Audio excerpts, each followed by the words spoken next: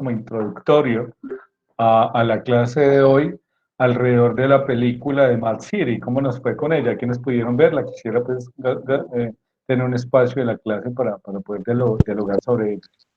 Yo, profe, súper buena. Dale, Lisette. Entonces hagamos una cosa, vayan pidiendo la palabra y vamos dando la intervención. Dale, cuéntame, Lisette. Bueno, pues, profe, me pareció como muy interesante porque ahí habían varias partes. Pues la preocupación de Sam porque había perdido pues su trabajo y hay como también el periodista, pues había como choque con el otro. Entonces él quería como ser el único en dar la noticia. No, profe, ja, súper, me gustó muchísimo la película. Entonces, mire que como una persona con un problema así que de desempleo, pues como vuelve como todo, o sea, sin querer, volvió todo como un caos. Y, y no, ya, profe. Muchísimas gracias, Lisette, por tu aporte. Entonces, voy a esperar que como generen las intervenciones alrededor y luego pues haría un cierre con lo que ha dicho cada uno. Muchas gracias, Lisette. Santiago, vas aquí en el orden de la palabra que tengo. Profe, pues a ver, a mí la película me generó como una sensación de inquietud con el final. Es un final inesperado, bastante crítico y que da un mensaje claro de lo que puede hacer los medios de comunicación y los periodistas con una persona. O de pronto construir o destruir a la persona o una situación. Tienen definitivamente por algo se llama el cuarto poder la película y me parece como intrigante y algo decepcionante pues el final. Inesperado lo de Sam.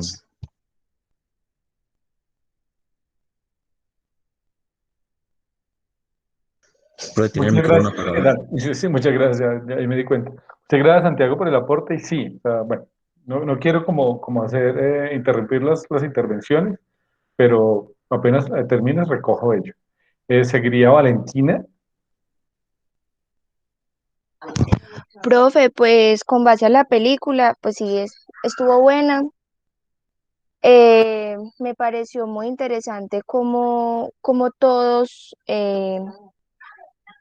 no sé, es como una noticia muy amarillista, pienso yo. O sea, el periodista aprovechó la oportunidad de una persona que estaba como bajo mucho estrés, porque perdió el trabajo, pues por todo lo que estaba viendo también en el hogar, el estrés de que la esposa se enterara que se había quedado sin empleo. Entonces el periodista aprovechar como esa oportunidad para mostrarle al mundo algo que pues no era necesario. Yo digo que si el periodista no hubiese hecho eso, el muchacho al final no hubiera tomado esa decisión tan, como decía Santiago, tan inesperada, al final tan inesperado, porque él se vio bajo mucha presión por todo lo que los medios hacían, por lo que también la opinión pública, las personas pensaban de él. Considero que pues se veía que era una buena persona y la opinión pública se encargó fue como de tirarle como toda la maldad, decir que era malo sin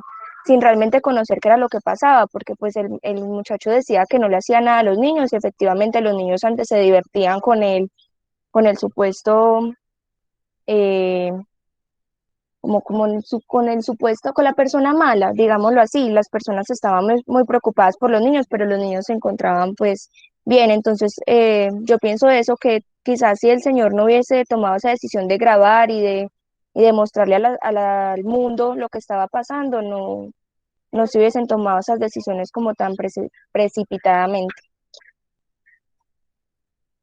Muchísimas gracias, Valentina, por tu aporte. Aquí estoy como copiando los aportes de cada uno para hacer el cierre y creo que es una película que permite muchas cosas. Además, pero sí, también les lanzo la pregunta en clave del seminario y es, bueno, de pronto lo que decía un poco ahorita Santiago y es cuál es la relación, o sea, cuál es el tema del poder de los medios de comunicación. Porque nosotros hablamos, que se llama competencias comunicativas, pero también mirar, o sea, ¿por qué en esta clase pasamos eso? Si quieren dar su aporte general bien o si no centrarlo en clave esa pregunta, me parecería muy interesante. Y bueno, aquí ahorita pues haré como el cierre de ello. Joana, por favor. Hola, profe. Sí, de hecho yo lo que iba a decir era la competencia de los medios de comunicación. cómo puedes mover a prácticamente las emociones de todo un país en contra o a favor de un personaje. Cómo se puede trabajar deslealmente, solamente por ellos tal vez salir a, digamos, salir pues en, ¿cómo se puede decir? Pues por ejemplo Max, como salir a ser como la principal, la noticia, él, mejor dicho, protagonista, ser protagónico él. Ay, no sé si me hice entender en ese enredo. Sí, sí, sí, dale, sí, sí. Como lo que llaman los viejos una bolita de nieve. O sea, como una cosa muy pequeña se puede volver muy grande solo por un capricho, digamos. Eso, sí, y Max querer pues ser protagónico siempre, sabiendo que pues todos los medios pueden tomar de poquito de la noticia. Y pues sí, me parece grave pues la competencia ahí y cómo manejan y se puede traer también a estos momentos cómo los medios llenan a la gente de temor, de terror ante las cosas en cuanto a lo que hemos vivido en estos últimos 2 años, en cuanto a la pandemia, en cuanto a este paro, que prácticamente los medios lo llenan a uno de terror. Si uno no estudia o no se instruye en las cosas, los medios a uno lo mueven en cuanto al miedo y así actúa la gente, dependiendo del miedo, profe. Muchísimas gracias por tu aporte, Joana. Maribel,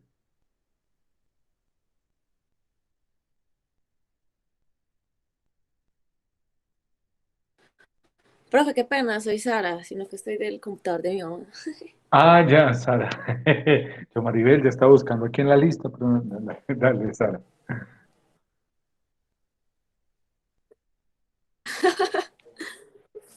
Sí, sí, no, se me dañó mi computador. Pues, profe, básicamente que han dicho realmente los medios de comunicación controlan muchas masas y muchas veces no buscan como encontrar la verdad o mostrar la verdad al público y solo buscan como de cierta manera y tener un rating o fama de cierta manera y dejan como un lado la ética y no, por ejemplo, como lo que está pasando ahorita aquí en Colombia, lo relacioné como los policías los muestran como las víctimas, teniendo en cuenta que no, que en las noticias los muestran como víctimas y ellos los que están atacando y los que están poniendo al pueblo en contra del pueblo. Y pues relacionándola así con la película, pues yo creo que ya todos los compañeros dijeron como casi todo. Dale, muchas gracias por tu aporte, Sara, y creo que no, estás diciendo elementos nuevos importantes pues, como para este encuentro. Felipe y luego sigue Ángela. Buenas tardes, profe. Profe, pues, como agregando lo que han dicho, pues, a lo que han comentado los compañeros, en cuanto, pues, a los medios de comunicación, pues vemos como el periodista, como al principio quiere tener esa primicia y como lograr esa buena noticia que todos, pues, esperan, ¿cierto? Pero después de dialogar, pues, con el tipo y ver como el fondo de las cosas y comprobar, pues, bien la información, ve que de pronto en sí él no estaba haciendo nada malo. Entonces es cuando él de pronto empieza ya como a colaborarle, pero ya llega pues como la otra competencia y no comprueban como esta información de la que del primer periodista ya tenía como un identificado pues el problema y por qué ha hecho pues lo que ha sucedido en ese momento. Y en cambio los otros medios de comunicación no buscan como esa información y validar si eso es verdaderamente como se vio en un inicio. Entonces creo que de pronto uno como de conocer y dar su opinión, pero sabiendo como la raíz del problema no simplemente pues hablar, sino conocer la verdadera realidad de lo que pasa y por qué pues acontecen como estas situaciones. Entonces creo que uno debe como investigar más y no simplemente hablar por hablar. Pues eso es como el punto de vista pues que puedo apreciar.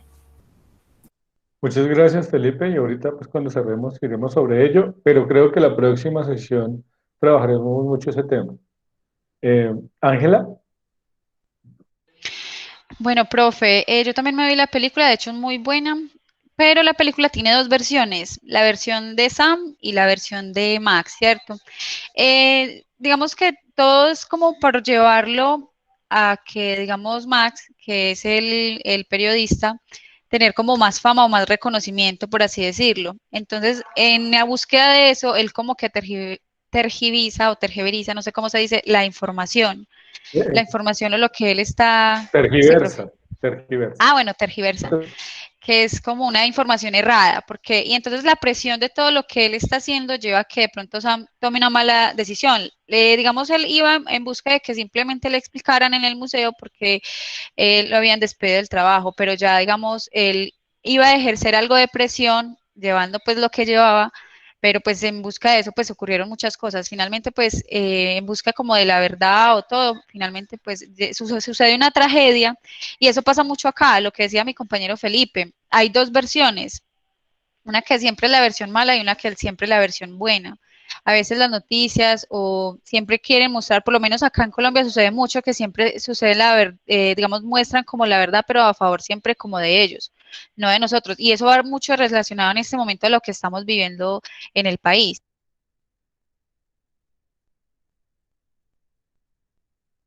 Listo, muchísimas gracias, Ángela, por el aporte. Bueno, ahí he tenido como varias intervenciones muy potentes. No sé si ya lo he dicho, pero le reitero el tema de, creo que aquí hay una parte de contenidos que tenemos que asumir desde las casas. A veces las lecturas se hacen muy densas, hacen, pues bueno, o realmente no es densas, sino pues los tiempos no nos dan para leer pues textos muy extensos. Por eso a mí el cine me parece como un complemento ideal para poder tener espacios de reflexión, de diálogo, poder profundizar alrededor de lo que estamos trabajando. Pero sí me parece muy importante que todos podamos como participar de ello, pues tratar de hacer como una lectura desde nuestras impresiones, y esa lectura puede ser cualquiera, o sea, no significa que sea positiva, puede que alguien llegue, pero la verdad no me gustó, me pareció sesgada, me pareció que no reconoce el papel de los medios, y creo que este es un espacio, digamos, polifónico, es varias voces, donde todos podemos pues como aportar desde nuestro espacio, y eso se los digo no solo por esto, sino por todo lo que hemos ido desarrollando en este seminario, en estos encuentros más bien. Ya estamos en las 5 y nos faltan solamente 3 además de este, pensando en eso, o sea, en poder construir desde nuestros diálogos, desde nuestra intimidad, desde en contrastar lo que vemos alrededor de nuestros saberes, y por eso para mí el cine es como fundamental. También es otra forma de hacerlo. Al final de la sesión de hoy les voy a recomendar también una película a los que no pudieron ver Mad City o a los que, bueno, por alguna razón no quieren como intervenir, les recomiendo que hagamos este ejercicio porque de alguna manera también es como importante. Bueno, ahí ya se animó también Carlos, entonces te voy a dar la palabra y luego ya recojo, sintetizo las intervenciones. Dale, Carlos. Eso, profe, gracias. Profe, pues mira que yo la verdad, Mad City no me la vi, la busqué en el buscador de Facebook que usted me recomendó, pero no sé, yo no fui capaz de encontrar pues, como buena resolución, pero la que sí me pude ver bien fue la del discurso del rey. ¿Esa usted no la recomendó también o fue en la otra clase? Esa la había recomendado para la sesión anterior, si no estoy mal. Sí, bueno, porque Pero yo dale, ¿no? Cuéntalo. me di como tres de dos clases, pero No te preocupes, dale, está bien. bueno, profe, no, pues realmente ese discurso del rey me pareció interesante algo y es de pronto lo que quería enfatizar era, él tenía, bueno, él creo que pues el rey como tal, ¿cierto? Tenía una dificultad al hablar en público, más que todo eso era como psicológico. Entonces, ver como la capacidad de poder trabajar eso y en la forma que convirtió como una debilidad en una fortaleza. Fue pues lo que yo de pronto pude deducir ahí, aunque la película pues es mucho más extensa, pero quería como enfatizar eso, o sea, muchas veces nosotros con las debilidades podemos trabajarlas y volverlas en unas fortalezas y trabajar, pero hay que trabajar mucho porque le tocó pues muy duro y trabajar y hacer ejercicios y ahí el psicólogo pues lo ponía a trabajar y en la escena donde le pone pues como las diademas con una música en el fondo, pues ahí es donde se dan cuenta que realmente el problema como tal pues, es mental. Lo trae pues desde atrás pues psicológico. Era eso pues lo que de pronto quería enfatizar. Muchas gracias, Carlos. E inicio, digamos, voy a tratar de recoger las intervenciones de todos y todas a partir de tu lectura. Y sobre eso hay digamos, como hace poco encontré una frase que me pareció muy bella, y es que en mandarín, es decir, el idioma chino, que nosotros llamamos normalmente chino, que es mandarín, la palabra crisis, a lo que nosotros entendemos como crisis, en mandarín está unido de dos palabras. Y esas dos palabras que conforman la palabra crisis se llaman peligro y oportunidad. Cuando nosotros hablamos que una situación es peligrosa, o sea, cuando nosotros hablamos de lo crítico, estamos hablando que eso puede ser malo como puede ser bueno.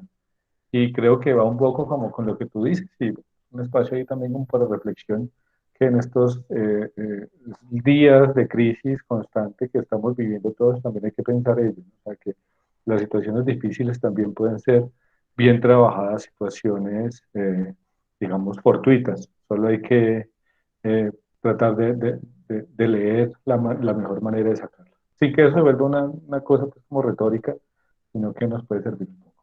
Pero bueno, ya hablando de Mad City, para los que no la pudieron ver, se la recomiendo. Realmente no está en la mejor calidad, la estuve buscando por muchos lados, pero no sé, no estaba tampoco en Netflix, pero por Facebook es una buena opción, de todas maneras no está tan mal. Es una película que trata, digamos, sobre básicamente como el papel de los medios de comunicación y cómo los medios de comunicación no solo informan, sino que intervienen en situaciones, ¿sí? Para no hacerles spoiler, porque quiero que la vean y ya pues que estuvieran acá varios como que se interesen por verla, porque de hecho como ha recibido como críticas reconocidas, además que tiene dos actores, John Travolta, que es un gran actor, y Dustin Hoffman, que también es un excelente actor, entonces o sea, el repertorio en general es muy bueno, es muy completo, y la película entonces lo que hace es hacer un análisis de cómo los medios no informan solamente, sino que también interfieren, o sea, también influyen, también inciden. Y de pronto lo que decía, por ejemplo, al principio Lisette, en que uno de esa película puede tener muchos elementos, o sea, no es una película que de ahí uno puede sacar de todo, desde el drama, desde el análisis alrededor de la complejidad de las personas, porque es muy difícil decir que hay buenos o malos en la película, porque el malo no es tan malo, porque uno llega y lo mira, y que es lo que también decía Ángela un poco, pues o sea, ya uno mira y realmente el malo no es tan malo, porque está atravesado por ciertas situaciones, pero que de todas maneras no se mira como los medios de comunicación son poder, como decía Santiago, por ejemplo, o nos manipulan, como lo decía Valentina, porque lo pueden hacer, o sea, no, quiero ser como muy claro que en este espacio no estoy haciendo un ataque directo a algo, sino que estoy diciendo como las posibilidades que tienen los medios. Creo que cada uno puede hacer sus lecturas pertinentes sobre cómo, qué tanto de eso hay acá o qué tanto de eso no sucede, pero sí es cierto que puede suceder, o sea, sí es cierto que está como en ello, como en el ambiente. Y está el tema, por ejemplo, de cómo se puede a partir de algo muy pequeño hacer algo gigante. O sea, como una noticia que tal vez pueda ser ínfima, que tú pudo haber pasado de manera muy rápida, termina volviéndose una cosa enorme a través de hacerle mucha publicidad a algo, o sea, de mostrarlo demasiado. Que finalmente no es tanto lo que sucede, sino que tanto lo muestran, que de alguna manera genera como impacto en lo que se llama como en el colectivo, ¿no? O sea, que termina como atravesando y cómo los medios de comunicación pueden influir en eso decisivamente, ¿sí? Y ese debate que planteaba, por ejemplo, bueno, eso lo decía Joana, pero como, por ejemplo, está el tema del debate que plantea Sara entre la ética y el rating. O sea, cómo yo puedo poner el rating, o sea, la necesidad de hacerme visible por encima de la ética, que eso está muy ligado a lo que está diciendo Felipe con el tema de las redes sociales. La próxima sesión vamos a tener un espacio pequeño porque la próxima sesión, además les cuento, la próxima sesión tenemos el examen del formulario de Google Docs, entonces vamos a tener una parte de diálogo, una parte de reflexión sobre el tema de los medios, pero además una parte dedicada al examen. Yo trato de que no sea, o sea, de que podamos trabajar las dos cosas, es decir, si son 2 horas, por lo menos una y una, para que tengan el tiempo suficiente para responder sin afanes, con la tranquilidad del caso, porque no es como poner 20 minutos y correr, no me parece tampoco pedagógico ello, pero creo que es necesario aprovechar los espacios para generar como estos diálogos. Entonces, en la próxima sesión vamos a hablar un poco alrededor del tema de las redes sociales, vamos a hablar un poco alrededor de, de ese impacto en las redes y en eso, por ejemplo, está el tema de cómo nosotros no tenemos muchas veces criterios para lo que decimos. A mí me pasa, creo que a todos nos ha pasado en algún momento, y es que uno termina compartiendo lo que llaman las fake news, no sé si conocen el término, son unas noticias falsas, simplemente porque uno lo ve y se lo cree, lo acta en el imaginario, inmediatamente uno lo comparte y luego se da cuenta que es una noticia falsa.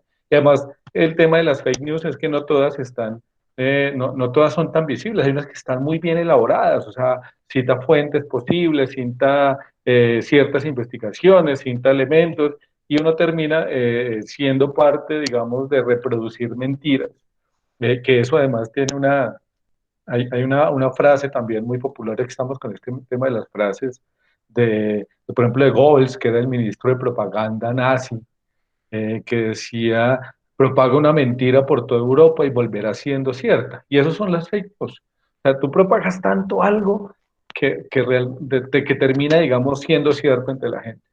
Entonces, ahí lo que decía, por ejemplo, Felipe, los criterios para hablar, pero también los criterios para mirar qué compartimos, los criterios para analizar lo que nos dicen los medios, pero también los criterios, por ejemplo, para analizar lo que les digo yo como profesor. O sea, no es que yo sea voz sagrada en absoluto. O sea, todo lo que yo estoy diciendo aquí, póngalo en debate, porque eso garantiza que la información que se produce sea una información, digamos, pasada por el filtro de la duda, o sea, el filtro de, bueno, yo tengo que poner eso en contraste, tengo que averiguar. El mismo tema de la película. Bueno, esta película dice muchas cosas, pero puede que también tenga intencionalidades porque todos hablamos con ciertas cargas ideológicas, políticas, culturales, y eso hay que tenerlo presente. Pero muchas veces nosotros nos pasa, por ejemplo, les cuento así de anécdota, con la familia a veces pasa que empiezan a pasar unos audios con una información y uno dice como que, ay, no, cómo están pasando estas vainas que uno sabe que todas luces son falsas, pero eso termina siendo mella en la gente y termina creyéndoselas, pero uno termina, en vez de hacer pedagogía, decir, mira, eso no se hace así, termina molestándose, ignorando, evadiendo, y de alguna manera entonces también tiene que confrontar eso de cierta manera.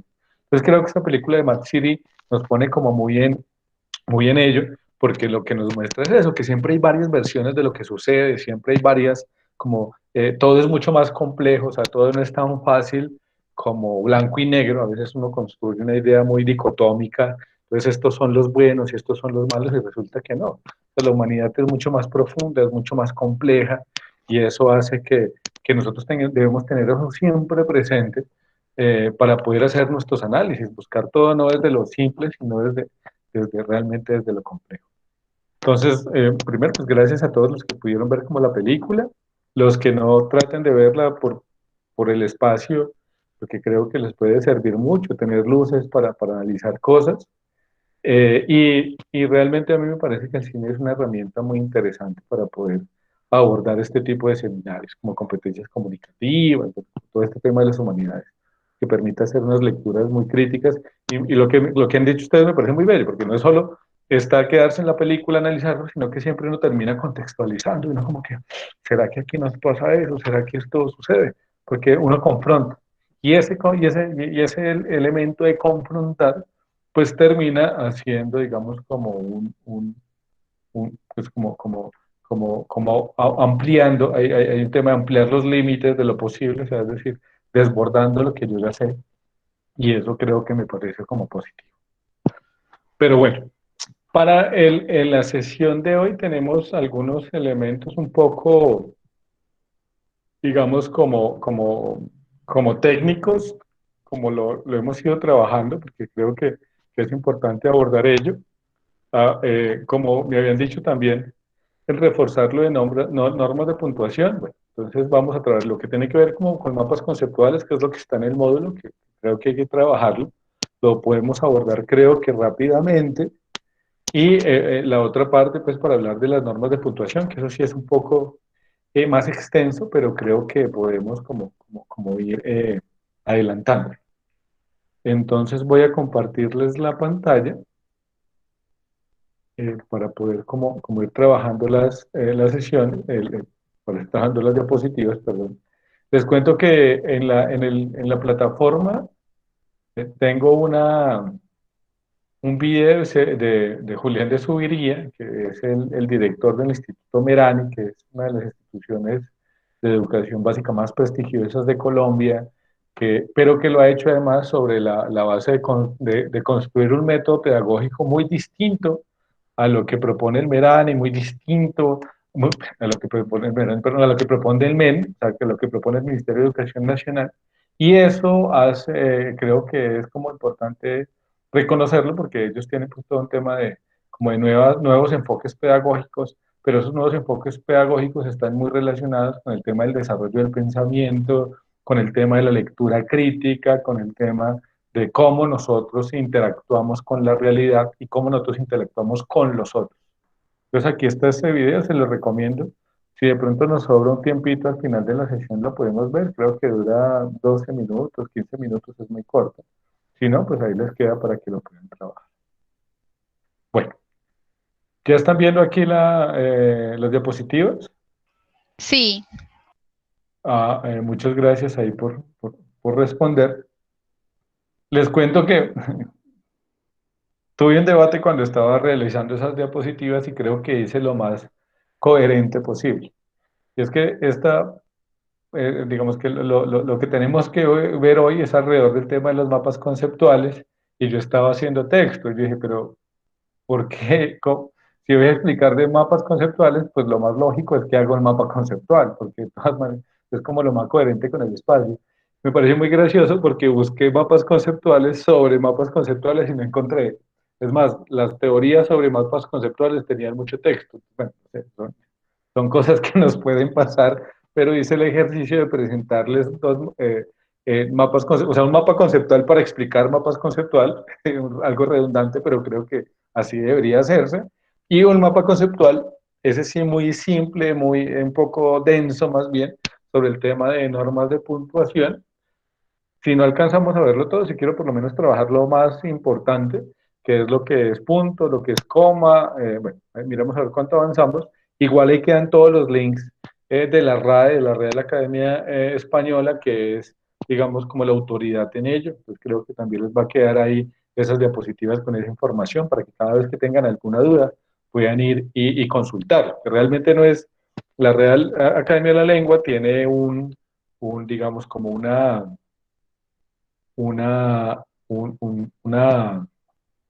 ¿cómo decirlo? Una variante que es el diccionario panhispánico de dudas, y en ese diccionario panhispánico de dudas está como toda esta información precisa.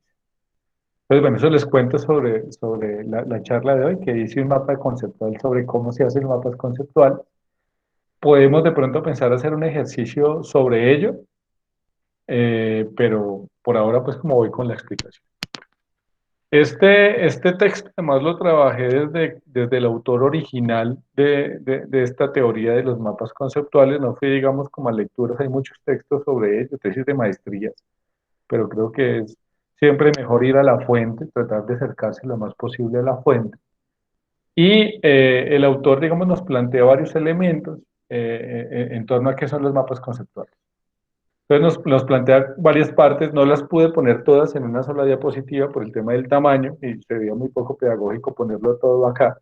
Y digamos como las aplicaciones que encontré para hacer mapas conceptuales, que son muchas, y hay algunas muy bellas, muy estéticas, mm, me dio desconfianza hacerlo ahí, dejarlo ahí, porque de pronto por alguna razón se cierra la aplicación o por alguna razón no funciona, entonces preferí tomarle los pantallazos donde lo diseñé y ponerlo acá pues para explicarles por qué de pronto quedó así como dividido.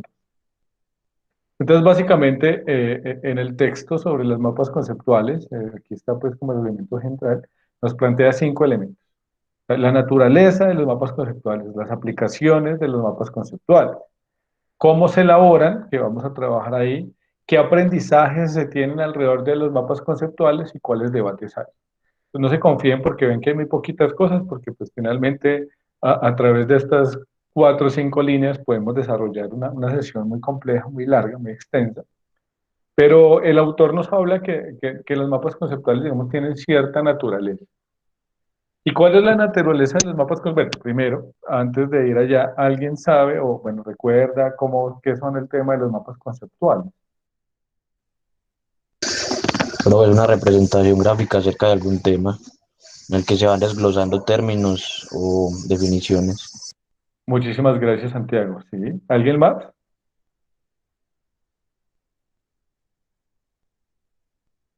Es como una manera más lúdica. Muy bien, Lisette, también, sí, también es una manera muy lúdica. ¿Alguien más? Profe, ¿cómo hacer resumen de un tema con palabras cortas? Ve, con frases cortas. Muy bien, Betty, sí, efectivamente también estás por ahí muy cerca de mapas conceptuales, que todos tenemos como muy claro el concepto. ¿Qué es lo que pasa? Que es algo que es muy claro, pero que realmente no se usa tanto como debiera, porque, pues, bien lo que dice, digamos, como Santiago y como aportan también eh, eh, las otras compañeras, es que los mapas conceptuales son representaciones mentales de ideas y de conceptos. O sea, es como yo cojo una idea, como cojo un concepto, y a través de un mapa conceptual lo represento como una suerte como de diagrama. ¿Qué es lo que pasa? Que los mapas conceptuales además tienen como varias como utilidades, varias aplicaciones, y desde hace unos 30 años más o menos se ha ido como articulando mucho el tema de la academia, porque como bien decían, tiene una didáctica, tiene unas facilidades, y eso ha hecho casi que un cambio en la concepción del aprendizaje. Les cuento que, por ejemplo, Julián de Subiría ellos trabajan en Merani algo que llaman mentefactos nocionales, que son son ciertos tipos, digamos, de mapas conceptuales, y les ha dado muy buen rendimiento en la enseñanza, en la educación básica y media. Bueno, en la enseñanza en general, de primaria a media. Entonces, básicamente, la naturaleza de los mapas conceptuales, ¿cuál es? Que es la representación, ¿sí?, gráfica, digamos, de relaciones significativas entre conceptos. Es decir, como, por ejemplo, y vuelvo en este mismo mapa conceptual que estoy haciendo, por ejemplo, yo estaba diciendo, ¿cuál es el concepto general de mapas conceptuales? ¿Qué relación estoy dando? Entonces, ¿cuál es la naturaleza de ese mapa conceptual? Lo pongo en un diagrama y además pongo varios conceptos que me explican ese tema de la naturaleza. Entonces, ustedes miran el mapa conceptual, es mucho más didáctico porque encontrar esos elementos de encuentro entre las diferentes nociones. Entonces, es un recurso esquemático porque representa ese conjunto de significados, pero además el mapa conceptual tiene una ventaja y es que permite dirigir la atención sobre el reducido número de ideas importantes de un texto. Y ojo aquí, por ejemplo, este texto que yo usé para esto tiene ya más o menos, no sé, 40 páginas, 50 páginas, y yo la reducí, todas esas 40, 50 páginas, siendo muy juicioso en la organización de los conceptos, en esto, en 2 paginitas, digamos, en dos imágenes más bien, que si lo pudiéramos juntar sería en un solo mapa, que realmente es muy reducido, digamos, la información fundamental de tantas palabras. ¿Por qué? Porque uno tiende, por ejemplo, como pasa en la oralidad, a ser redundante, entonces a elaborar mucho sobre la misma idea, a mellar sobre lo mismo, o dar muchos ejemplos de una idea. Entonces, el mapa conceptual que le permite a uno dirigir lo central, o sea, cuáles son los conceptos fundamentales, cuáles son los conceptos que se unen a esos conceptos fundamentales y cuáles son, digamos, los significados de esos conceptos. Y ya, y tú a través de un mapa conceptual. Entonces, o sea, el mapa conceptual es como una especie de gran resumen, o sea, un gran resumen de un texto, pero gran resumen no porque sea voluminoso, sino porque puedes hacer una muy buena síntesis de algo. Y aquí voy, digamos, como con el tema de cuáles son las aplicaciones. Entonces, primero lo que hace es que un mapa conceptual te pone de manifiesto cuáles son los conceptos y definiciones de algo, ¿sí? Ayuda a fomentar la creatividad por ese tema de construir, pues, el tema de los cuadros, las líneas. Hay unos mapas además muy bonitos. Ahorita les recomiendo, hay muchísimas aplicaciones para poder hacer mapas, para hacer cosas como muy bien elaboradas. Eh, Permite también encontrar nuevas relaciones. Tal vez cuando uno está leyendo en el texto, hay un texto, digamos, como la subordinación. O sea, uno siempre lee y siempre hay ciertas cadenas como de subordinación de un concepto grande, uno pequeño, más pequeño, pero a veces uno no ve que hay otras posibles relaciones. Y estos mapas conceptuales permiten reconocer eso. Por ejemplo, cuando yo leí el texto originalmente, no había sintetizado que el texto tenía cinco como grandes conceptos y que esos cinco grandes conceptos tenían a su vez como ciertas definiciones. Eso me di cuenta de ello cuando hice este mapa, porque en el texto no está explícito ello. Si alguien hace un mapa conceptual sobre ese mismo documento, que también lo tienen ahí en la plataforma, es muy probable que encuentre otras formas de organización de la misma idea que también puede ser correcto, porque como el mapa conceptual es un mapa mental, pues no todas nuestras mentes están atadas de la misma manera, atadas en el buen sentido de la palabra. Por lo tanto, puede que yo construya un esquema diferente para explicar lo mismo. Y ambos pueden ser válidos. Entonces, digamos que uno puede encontrar nuevas formas o diferentes maneras de conceptualizar, y eso tiene que ver hasta en la forma, digamos, de cómo cómo yo categorizo. Fíjense que la mía es más como una especie como de araña, no sé, de pronto me gustan mucho los insectos, en general, digamos como que la fauna me gusta mucho, tal vez lo hice por ahí, pero puede que alguien que sea un poco más estructurado en su mente haga un mapa conceptual donde la tesis central esté arriba y todas las demás estén sujetas por debajo, porque también es un llamado como a cierto orden más preciso. Entonces, fíjese que eso también permite como entender otras cosas y eso también da cuenta en cómo uno construye que se subordinan los elementos. Eh, También es un instrumento muy poderoso de evaluación. Pues, ustedes, por ejemplo, a todos les puse como la ficha de resumen. Podrían ver, por ejemplo, haber puesto una ficha de resumen, haber puesto un mapa conceptual. Y efectivamente es una muy buena manera de evaluar ello. Creo que para los próximos ciclos voy a pensar en el uso de mapas conceptuales en vez de fichas de resumen, porque, pues primero ya tengo las diapositivas para explicarlo, pero además permite también evaluar que hay una lectura del texto, que hay una apropiación de los conocimientos y se hace de manera como creativa, mucho más relajada, de pronto es menos estresante hacer un mapa conceptual que una ficha de lectura, ustedes me lo pueden decir, yo no sé, estoy todo video sobre ello. También sirven, digamos, como de taquigrafía. ¿Qué significa taquigrafía? O sea, una forma como de tomar notas. Entonces yo en vez de tomar notas directamente, lo que hago es una especie de mapa donde pongo signos, donde pongo conexiones, y eso es una forma, y lo puedo hacer en el cuaderno, por ejemplo, lo puedo escribir. Yo trato de hacer eso muchas veces, o sea, de poder hacer como mapas, esquemas de análisis, y eso me permite a mí organizar también lo que estoy escuchando, lo que estoy viendo. Y por ejemplo, yo que soy tan visual, creo que habíamos hablado un poco sobre los tipos de aprendizaje, a mí hacer mapas conceptuales me ayuda mucho, porque eso es una forma, digamos, como de visualizar lo que estoy escuchando, y eso me permite tener más retentiva, me permite tener más atención de lo que escucho, sintetizar mucho mejor lo que están diciendo. Entonces, miren que también tiene como ese uso no solo en el sentido pues como de la tarea, sino por ejemplo cuando ustedes están tomando notas del curso, de la clase, están ahí, entonces a veces uno se agota porque el profe, ¿no? Hay profes como yo que hablamos muchísimo y me canso de escribir tanto, pero el mapa conceptual me permite eso, no preocuparme tanto por todo lo que dice, sino ir centrando cuáles son las ideas centrales, valga la redundancia, y ir como definiendo eso.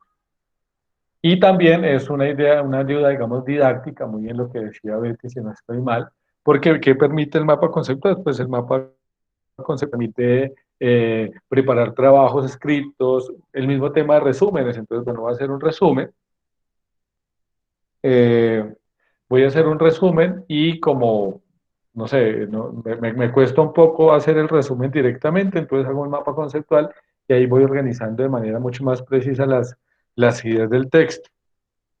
Pasa, por ejemplo, también con las exposiciones. Tengo que preparar una exposición eh, y, y como tengo que prepararla, entonces hacer un mapa conceptual me permite organizar de una mejor manera las ideas, me permite tener más claro cuáles son los elementos que voy a exponer, qué es lo que voy a hablar, qué es lo que voy a decir. Entonces, digamos que tiene como muchas aplicaciones, no solo ser, digamos, como tarea, sino que también un buen uso de mapas conceptuales me permitiría pues, darle como usos a ciertos elementos. No sé si haya alguna duda o algún aporte de esta parte. No, profe, todo claro. ¿Todo muy claro? Bueno, muchísimas gracias ahí por ello. Y bueno, voy a hablar de último sobre la elaboración, para ver si podemos luego hacer un ejercicio sobre ello. Y más bien, digamos, hablar un poco de los aprendizajes, los debates y en lo último lo que está aquí en la elaboración. Tenemos que hacer mapas conceptuales genera ciertos aprendizajes. ¿Cuáles son? Uno, lo que se llama los significados percibidos. ¿Alguien ha escuchado ese tema de los significados percibidos? ¿Qué es?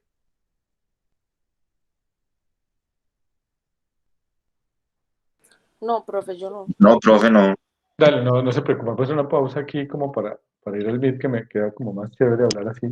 Y es que los significados percibidos son que se ha demostrado que uno aprende cuando uno aprende alguna palabra nueva. Por ejemplo, yo les he dicho el tema del concepto de crisis en mandarín, que significa peligro y oportunidad. Danger and opportunity. No, mi inglés tampoco es tan bueno. Y eso, entonces de pronto a alguno le interesó mucho ese concepto. Dice, uy, yo no sabía eso, qué importante porque lo voy a asimilar a mi vida. Eso es un significado percibido porque eso demuestra que ustedes aprendieron algo que no tenían. Y eso en la educación es vital porque entre más significados percibidos tenga uno, pues más importante es para uno la clase. Por ejemplo, cuando uno va a una clase y el profesor le dice a uno lo de siempre, lo que yo ya sé, pues yo me aburro porque porque pues él no me está diciendo nada nuevo. O sea, literal, yo llego y este profesor me está diciendo lo que uno dice llover sobre mojado. O sea, él ya está diciendo lo que yo ya conozco, no me aporta nada y pues yo me aburro porque voy a escuchar la repetición de la repetición. Entonces, lo contrario a ello es los significados percibidos. Cuando yo llego a una clase y conozco un concepto nuevo, entonces hablamos de una etimología que yo no sabía.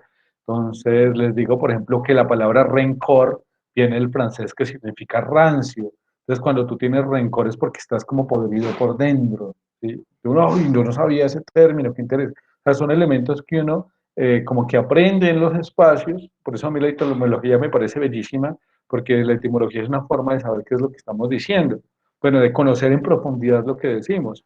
Y entre más significados percibidos tenga una clase para mí, más significados percibidos tengamos un espacio académico para mí, pues más importancia le voy a dar a ello. Y el mapa conceptual es un elemento muy útil por eso, porque permite encontrar esos significados percibidos de manera más clara. ¿Por qué? Porque a veces nosotros los textos los tenemos que leer entre líneas porque tenemos afán, porque no tenemos mucho tiempo, la verdad no es un problema, sí, no es afán porque no quiera, sino porque pues, tengo que trabajar, tengo cosas familiares, también tengo que descansar porque el tema del entretenimiento es necesario. Entonces uno lee muy diagonal y coge unas cositas de lo que lee. Y eso hace que uno no encuentre los significados percibidos del texto, es decir, que esas cosas nuevas uno no las alcance a ver porque las ve muy entre líneas. Y en el mapa conceptual uno sí o sí encuentra ello, porque como uno tiene que leer, encontrar las ideas principales, los conceptos de subordinación, los siguientes conceptos, eso hace que uno tenga que llegar a ello. Entonces, el mapa conceptual es una muy buena herramienta para eso, o sea, en poder encontrar como esos aprendizajes nuevos que de alguna u otra manera usualmente no los veo, o sea, o no los encuentro porque no me da el tiempo, porque los espacios no están como muy precisos para ello. Y eso, por ejemplo, son cosas que uno puede ver eso en el cine, uno puede ver, o sea, está en la música, pero digamos que los mapas conceptuales han mostrado que son una muy buena manera de poder llegar a esos significados, al tema como de reconocer nuevos aprendizajes en los textos. Sí, que por eso entonces se habla de captar nuevos significados que pues, yo no tenía, y de alguna manera, cuando uno habla, por ejemplo, en la teoría piagetana, de la pedagogía, entonces él dice el desequilibrio, que el aprendizaje se genera cuando hay desequilibrio, pero el desequilibrio ¿qué hace? Son nuevos conceptos, o sea, son nuevos saberes es poner en conflicto lo que yo pensaba que era y comprender y contradecir ello. Entonces, yo pensaba, por ejemplo, que, mm, que el concepto de vandalismo era un concepto asociado a la destrucción de objetos, pero resulta que el vandalismo viene de los pueblos vándalos, que son pueblos germanos que invadieron a los romanos y estaban en un conflicto bélico y entonces ellos aprovecharon un momento, digamos, para saquear Roma, pero no destruyeron nada, sino que saquearon solo el dinero, pero los romanos empezaron a decir que cualquier acto de, digamos, como de afrenta contra ellos mismos, se empezó a decir que era vandálico. Y luego en la Revolución Francesa, un cura, el abate Gregor, creo, dijo que los que estaban haciendo la Revolución Francesa eran vándalos, comparando esos hechos en el marco de la Revolución Francesa con lo que había ocurrido en el siglo IV, quinto, si no estoy mal, cuarto, creo, en el siglo IV después de Cristo durante el Imperio Romano. Entonces yo ya cambio el concepto de vándalo porque el concepto que tengo es un concepto que está muy ligado a lo que me están diciendo en medios de comunicación, pero que si voy a su sentido profundo, a su sentido, digamos, histórico, me doy cuenta que no es tan así. Entonces siempre es eso, es como me desequilibra a mí, cómo transformo la visión que yo tengo.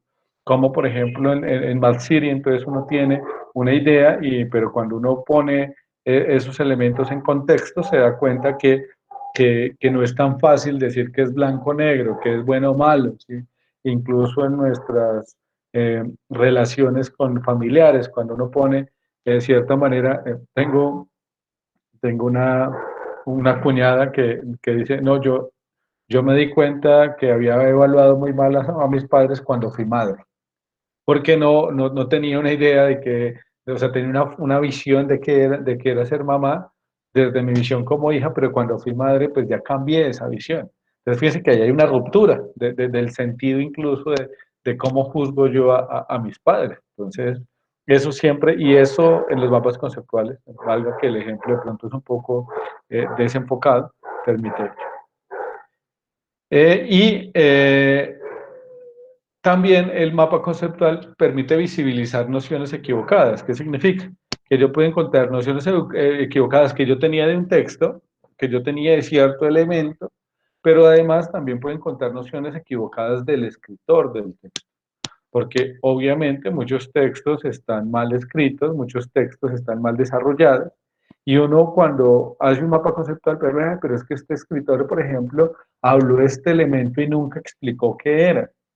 Hay uno de los, digamos, como de los máximos referentes de la psicología es Lacan, y a Lacan le han dado, digamos, como mucha palta sin desconocer como lo positivo que pueda tener él, pero le han dado como mucho palo, porque él muchos conceptos los puso ahí en sus textos y nunca los desarrolló, o sea, nunca quiso, nunca explicó qué era lo que quería decir con eso. Y entonces, claro, hay muchas interpretaciones, pero no hay nada preciso porque él no lo dijo. Y además Lacan tenía una cosa que jugaba con las matemáticas, jugaba, o sea, con las ciencias exactas, y como que traspolaba las ciencias exactas a la psicología, y a veces eso era muy afortunado y a veces no. Y entonces han llegado gente digamos, como de las ciencias exactas a leer eso en Lacan y dicen, pues este señor está hablando de cosas que no están dando lugar. Ojo, no estoy discutiendo que Lacan realmente haya hecho aportes válidos. Estoy diciendo es que cuando uno hace un mapa conceptual y pone, por ejemplo, estas nociones, entonces yo quiero ver, por ejemplo, la noción lacantiana de la raíz de menos uno, porque él habla de eso y busco en todos sus textos y resulta que nunca la desarrollo. Entonces yo en mi mapa conceptual de Lacan podría raíz de menos uno y nunca podría ponerlos como los significados de ese tema porque no los desarrolló. Bueno, yo no he leído a Lacan lo suficiente, pero leí un texto que llama Imposturas intelectuales de Sokal, digamos, creo que es un físico, si no estoy mal, que hace un análisis digamos, como el uso de las ciencias exactas en las ciencias sociales y les da mucho palo porque lo que hace es mostrar que muchos usan eso, pero realmente no desarrollan cómo funden, digamos, esos dos campos. No porque no se puede hacer, sino porque por hacerlo yo tengo que tener, digamos, como un conocimiento profundo para poder dar como sentencias de ese tipo. Entonces, los metefactos, los mapas conceptuales, perdón, estoy ahí pegado con el Merani, Los mapas conceptuales nos permiten hacer eso, nos permiten visibilizar nociones equivocadas, tanto las que podría tener yo como lector, que por ejemplo, no sé, yo una vez leí un texto y tenía una idea muy errada del texto porque lo había leído muy mal y luego de hacer un mapa conceptual me di cuenta y entendí, por fin pude entender el texto, haciendo eso, buscando cuáles son los conceptos generales, cuáles son los, digamos, con los conceptos encadenados a ese concepto general y cuáles son los significados que se desarrollan sobre esos conceptos. Uno puede hacer como una red de significados que le permite a uno como aclarar ello, o bien encontrar vacíos en el escritor. Porque bueno, este me está hablando de cosas, pero no estoy viendo dónde desarrolla las mismas. Entonces termina, digamos, como generando eso. El tema de los debates, bueno, también es válido reconocer que los mapas conceptuales no son la única manera de representar significados. O sea, los mapas conceptuales son, digamos, un instrumento que se ha usado muchísimo últimamente, que pues, bueno, creo que he hecho toda una apología sobre ellos y está bien, son válidos, pero no es la única manera de representar significados, hay muchas otras. No tiene que tener esta estructura así como tan cerrada, como tan plana, sino que es la manera en la que yo, no, porque finalmente el mapa conceptual o por ejemplo, también que yo por eso también lo llamo, por ejemplo, mapas mentales, es cómo yo organizo las ideas de mi mente y las traspaso al papel. Y eso, como tal vez lo decía al principio sobre este tema, hay diferentes mentes, o sea, hay gente mucho más estructurada, así como hay personas más psicorrígidas, hay personas más, digamos, laxas o desorganizadas con sus cosas y eso también muestra cómo se construyen esos mapas mentales, cómo yo voy organizando las ideas y lo importante realmente es que las ideas siempre estén claras, o sea, que yo vaya al mapa, o sea, el mapa no siempre es algo que yo le presento a los demás, sino que el mapa es algo que muestra cómo están organizadas mis ideas. Y como es ello, pues no podemos decir que hay una estructura única y cerrada y absoluta para hacerlo, sino que es también como tal vez una forma de representar significados, pero hay muchas más. Y no se puede decir como que esta es la única forma por excelencia, ¿no? Hay muchísimas formas de hacerlo. Y creo que es más, el tema, hasta el arte, por ejemplo, son formas de representar significados, la poesía, la literatura, la música, la pintura. Ahí estoy representando significados, porque nosotros siempre estamos significando el mundo. O sea, somos seres humanos. Nosotros a todo le buscamos sentido y significado, todo lo apalabramos, todo le damos como forma y a todo además le damos como un lugar en el mundo, entonces yo todo lo jerarquizamos. Entonces también es como que pensar que es una forma útil, pero no la única. ¿Alguna pregunta o algo hasta acá?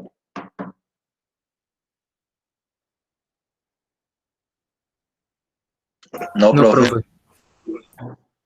¿Todo clarito? Sí, señor. Listo. Espero que les pida un mapa conceptual para los próximos espacios de encuentro y ya podamos pues como trabajarlos de manera óptima. No sé si ya habían visto este tema, pero ahí lo estoy haciendo. ¿Cómo se elabora, digamos, un mapa conceptual? Que creo que es como lo que nos compete también en este espacio y a esto quiero hacerle como un buen tiempo para que nos queden como elementos clásicos para hacerlo. Teniendo presente lo que ya les dije, que no hay una única forma de hacerlo. Por ejemplo, nosotros siempre elaboramos, digamos, bueno, comúnmente más bien para elaborar un mapa conceptual, pues lo primero es en el texto mirar cuáles son los conceptos, o sea, cuáles son los temas de los que está trabajando, porque uno habla en concepto, a veces suena muy enrevesado, sino cuál es el tema del texto. Entonces, por ejemplo, el tema de mi texto es sobre los mapas conceptuales y cuáles son los elementos que usa, como por ejemplo, cuáles son las tesis, cuáles son las subtesis que ese texto tiene, y entonces yo ya empiezo a ponerlo de manifiesto. Entonces, por ejemplo, el texto que leí sobre mapas conceptuales, entonces, mi tema es mapas conceptuales, y encontré que ese documento de mapas conceptuales tenía 5 como subtemas, y esos 5 subtemas eran la naturaleza, las aplicaciones, la elaboración, los aprendizajes y los debates. Eso fue lo que encontré yo. Cada uno podría hacer el ejercicio y mirar si encuentra otros temas, pero para mí fueron esos. cojo y hago, por ejemplo, un resumen esquemático, o sea, un esquema de eso, o sea, de cuáles son las ideas principales, cuáles son las ideas secundarias, cuáles son los conceptos más precisos y más cortos que me permiten a mí responder a ellos. O sea, les cuento, este es un texto de 40 páginas, miren, lo resumí en muy poco. Ojalá pudiera ser tan sintético por hablar, pero no mi naturaleza no me permite definir en pocas palabras las cosas. Pero entonces yo sintetizo todo un documento que puede ser un documento de 100 páginas. Por ejemplo, por Mad City es una película de hora y 40, porque no puede ser un mapa conceptual de Mad City, porque es una película extensa, digamos. Pero a mí en 1 minuto, 2 minutos de intervención me hizo un resumen muy preciso de la película, eso es un mapa conceptual. Es como yo con 1 hora y 40, que tiene muchas elaboraciones. Es más, podríamos hacer el ejercicio del mapa conceptual de una película, por ejemplo, y cómo cojo los temas centrales de la película, cómo construyo las categorías, y eso es un resumen. Porque yo puedo hacer un mapa conceptual, yo puedo resumirlo todo, yo puedo hacer un mapa conceptual de todo, puedo hacer un mapa conceptual, no sé si nos gusta el fútbol, puedo hacer un mapa conceptual de un partido de fútbol, puedo hacer un mapa conceptual del momento social, puedo hacer un mapa conceptual, por ejemplo, de lo que he aprendido en la carrera. Y resulta que cuando uno ve muchas horas de clase y lo lleva a esto, pues se da cuenta que no son tantas, que los elementos son muy sintéticos, ¿sí? Pero además también me permite encontrar una jerarquía. ¿Qué significa jerarquía? Pues jerarquía viene, digamos, como de una subordinación, es decir, que unos elementos más importantes y hay unos elementos que no son, que son menos importantes. O sea, hay como una forma como de cascada, que no todo necesariamente está al mismo nivel, sino que hay unos elementos centrales, unos elementos, digamos, secundarios y unos elementos terciarios o unas definiciones de esos elementos. Entonces, fíjense que cuando uno lee, a veces no encuentra esa jerarquía, pero cuando uno hace el mapa conceptual sí permite ver hacer visible esa jerarquía que tal vez antes uno no tenía. Y además encuentra cuál es la relación entre esos conceptos que se están desarrollando y los puede hacer visibles, los puede poner ahí. O sea, creo que esto, por ejemplo, para poder hacer un ejercicio sobre un mapa conceptual, ya ustedes tendrían estos elementos ahí muy visibles. Y como es visible, entonces a veces el texto es muy mm, poco amigable, porque a veces uno ve, y esos libros a veces que están en letra chiquita y páginas de un solo párrafo, y uno dice, bueno, pero esto no me está ofreciendo garantías para leerlo, porque realmente me está chocando, me está generando conflicto. Resulta eh, que el mapa conceptual genera eso, o sea, mira, te permite pues visibilizar, y eso puede que lo haga más agradable. Si ustedes hagan el ejercicio y si a ustedes les queda por mucho más fácil aprender con mapas conceptuales, cójanlo de uso común, cójanlo de uso común y empiezan a elaborarlo. Realmente no es como tan difícil, pero sí permite eso, o sea, una manera tal vez hasta más amena, más agradable de encontrarme con los sentidos y con los significados.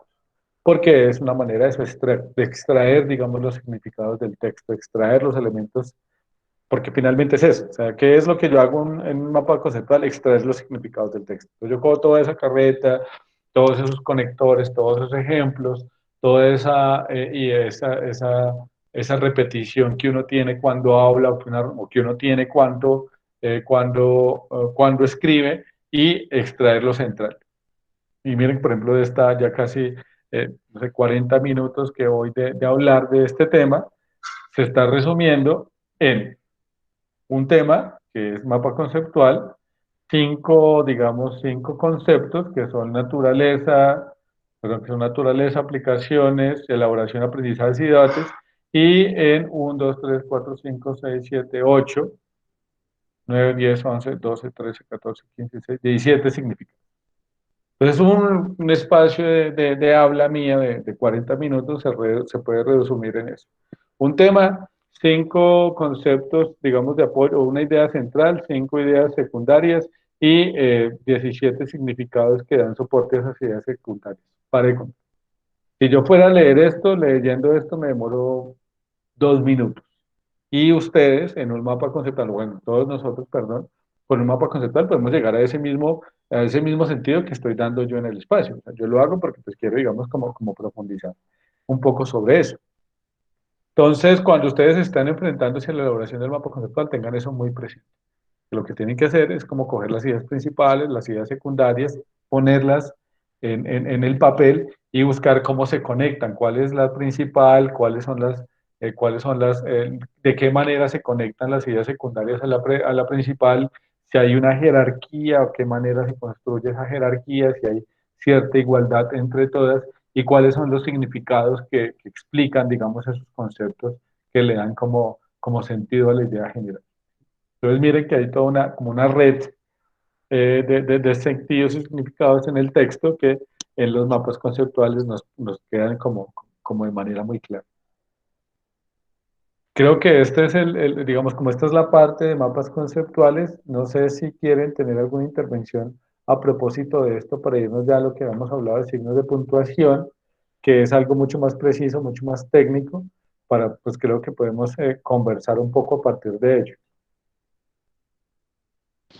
Profe, mapas conceptuales y mapas mentales son diferentes. Eh, sí, pero lo que pasa es que un mapa conceptual uno que pone los conceptos. Entonces yo hablo, por ejemplo, de los conceptos de un texto, los conceptos de lo que yo estoy leyendo, los conceptos de la película. Mientras que el mapa mental es, digamos, la manera en la que yo organizo las ideas en mi cabeza. Sin embargo, están íntimamente relacionadas, porque pues, finalmente todos los mapas conceptuales terminan siendo mapas mentales, porque todos los mapas conceptuales son la manera en que yo organizo las ideas en mi mente. Digamos que hay ciertas características de diferencia, pero podríamos decir que son también de cierta manera sinónimos. Por ejemplo, en este caso, la diferencia ¿cuál es? Que cuando yo les hablo de mapas conceptuales, les estoy hablando de esas categorías, que son categorías muy precisas, muy organizadas. Pero el mapa mental está muy asociado también a la manera en la que tú organizas las ideas. Y puede que tu mapa mental sea muy distinto a este mapa conceptual, porque la manera en la que tú organizas tus ideas sea de cierta manera, digamos, como más precisa.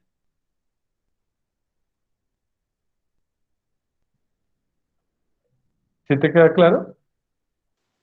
Sí, profe, muchas gracias. Dale. Igual también es que a veces en estas vainas hay muchas formas de decir cosas similares. Por ejemplo, en el Merani no se le dice mapas mentales ni mapas conceptuales, sino mentefactos nocionales. Y mentefacto es mente, o sea, pues, digamos cerebro, eh, eh, factura, ¿sí? Como, digamos como estructura, y nocionales como a través de mi mente organizo nociones. Y las nociones pues también son en cierta medida formas de conceptos. Entonces si tú miras también básicamente es lo mismo, solo que se diferencia en la medida en que hay ciertos matices del significado que hace que no lo digan de esa manera sino de otra. Pero para nuestro caso son sinónimos, o sea, no les voy a decir hagan un mentefacto nocional y luego me hagan un mapa mental, porque pues, digamos que para nuestro caso son sinónimos y ya son cosas más como de la teoría profunda, que ya si uno va y va a encontrar las diferencias, pero que no es algo que afecte, por ejemplo, el saber de este espacio, ¿no? Creo que como sinónimos lo podemos dar. ¿Alguien más tiene un aporte sobre ello o algo que decir al respecto de este tema?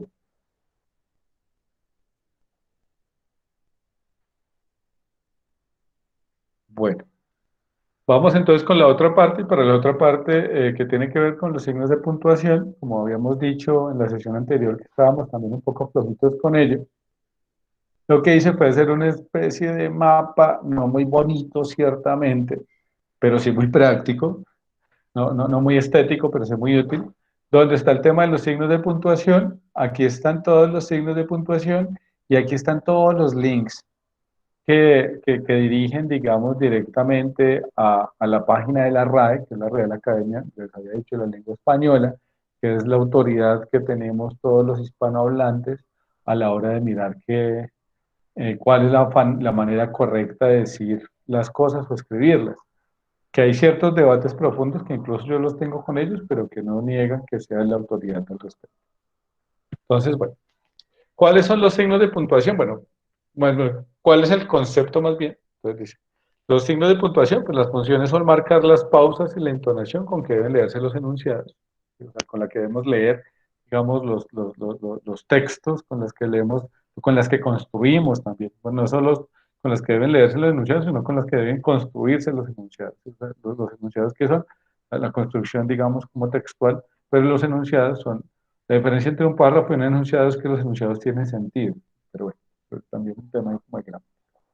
Entonces, bueno, les pregunto, tenemos coma, comillas, corchetes, puntos, signos de interrogación, paréntesis, punto, puntos suspensivos, punto y coma, y guión medio. Nos quedan 20, 50 minutos, de pronto no alcancemos con todos. ¿Con cuál inicio que ustedes quieran profundizar en ese tema para por lo menos trabajar los centrales y yo ustedes aquí por los links puedan de pronto profundizar en ello? Díganme ustedes cuáles quieren que trabajemos. Profe, a mí me parece muy importante la coma, pues porque hay Listo. veces que los utilizamos así pues bastante y la verdad no sabemos en sí en qué momento se debe de utilizar. Muchísimas gracias, Fernández, estoy de acuerdo. El punto y coma también, profe. Listo, el punto y coma, además que pobre punto y coma está todo ninguneado, ese es el que casi nadie usa, pero entonces ya dice Fernanda que la coma, estoy de acuerdo, iniciemos con la coma, y luego dice Lisette que vayamos con el punto y coma. ¿Alguien tiene otro elemento? Ya tengo dos en orden para trabajar. Listo, entonces vamos con esos mientras. Bueno, vamos a hablar aquí de la coma, ¿cómo es cómo es que dicen en los anuncios publicitarios? La coma propuesta por Fernanda. ¿Cómo es publicidad política pagada por Fernanda? Entonces, bueno, primero, bueno, aquí hay como una explicación de qué es la coma. Creo que todos la conocemos, no hay ningún problema. Vamos aquí. Es el tema de los usos lingüísticos. Les cuento que la coma tiene más o menos,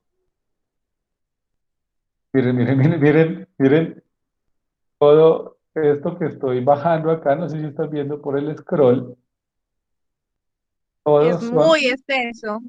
todos son usos lingüísticos de la coma. Y se supone que cuando nosotros usamos la coma, los usamos siempre de de todos estos usos. Por eso les dije que separáramos los principales, porque puede que en este rato alcancemos a trabajar solo la coma y el punto y coma, y bueno, y el punto, porque el punto también tiene como muchos elementos. Pero entonces, bueno, aquí nos vamos a quedar es en el tema de los usos lingüísticos. El primer uso lingüístico de la coma es para delimitar incisos.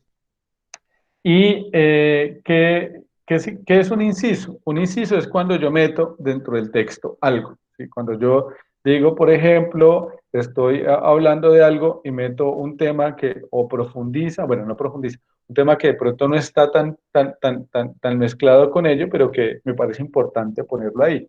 Eso es un inciso. Y entonces lo que yo hago es poner una coma eh, al inicio del inciso y otra coma al final del inciso. Les voy chismeando que es el mismo uso que yo puedo tener para los paréntesis. Aquí hay creo que un ejemplo sobre ello y esta es, por ejemplo, eh, cuando llegó Adrián, el marido de mi hermana, todo se aclaró. Les voy a contar cómo yo puedo reconocer que que las comas son por inciso. Y es que yo me doy cuenta, y ojo acá para que nos quede claro esto, porque se puede explicar de manera, digamos, como simple, y es que cuando yo me doy cuenta que las comas están bien, o sea, que son comas de inciso, porque yo elimino la frase y el texto continúa teniendo sentido. Es decir, si yo digo, cuando llegó Adrián todo se aclaró, fíjense que la frase continúa teniendo sentido. Cuando yo digo, cuando llegó Adrián, el marido de mi hermana, todo se aclaró. Sí, sí, miren ahí el uso del inciso. Lo que estoy aquí es insertando digamos, una frase en el texto que es una frase aclaratoria, en este caso es una posición explicativa, no voy a detenerme tanto en eso porque a veces termina como complejizando, sino saber que los incisos es eso, que yo uso las comas como para insertar una frase en el texto, pero que si yo elimino esa parte, el texto continúa teniendo sentido. Entonces, la manera de ver que el inciso está bien hecho es eso. Yo lo quito y yo leo como si no estuviera el inciso y efectivamente el texto conserva el sentido original. Eso es lo que se llama incisos. Y de los incisos, pues hay varios tipos. Las aposiciones explicativas, los adjetivos explicativos, como por ejemplo, eh, aquí hay otro. los soldados cansados volvieron al campamento con 2 horas de retraso. Entonces aquí pone, por ejemplo, aquí el inciso ¿cuál es? Cansados. Entonces digo, los soldados volvieron al campamento con 2 horas de retraso. Entonces fíjate que estoy haciendo, pues poniendo como un adjetivo que explica que ellos están cansados, pero que si no lo pusiera, igual el texto continúa teniendo sentido. Entonces fíjense que ahí la coma, nosotros usualmente usamos la coma solo como para separar elementos o oraciones, pero este tema de la coma para delimitar incisos, para insertar, digamos, frases, oraciones o palabras en una frase o en un texto es muy común y es muy importante. A mí me gusta mucho la coma incisiva, porque como yo soy tan disperso y suelo cambiar de tema tan fácil, los incisos me permiten como abordar otro elemento o profundizar en un elemento sin perder la idea central, ¿sí? Como cuando uno está, no sé, contando un chisme y para contar el chisme bien contado tiene que irse a otros elementos y uno dice, bueno, voy a hacer como un inciso, o sea, voy a hacer un paréntesis o inciso, hablar de este tema y apenas hable de ello, vuelvo a eso, o sea, como que eso no altere el elemento de fondo. ¿Nos queda claro este uso? Sí, señor. Sí, Listo. señor. Está este que es el uso normal de la coma, que es el que nosotros usamos para separar o aislar elementos o oraciones dentro de un mismo enunciado. Entonces, cuando ayer me compré 2 camisas, un pantalón, una chaqueta, entonces no pone 2 camisas, coma, un pantalón, coma, una chaqueta. ¿Sí? Ojo, cuando yo pongo cuando yo pongo cuando yo voy a cerrar la oración, la cierro, digamos, con el la I es majestática, ¿cómo se dice?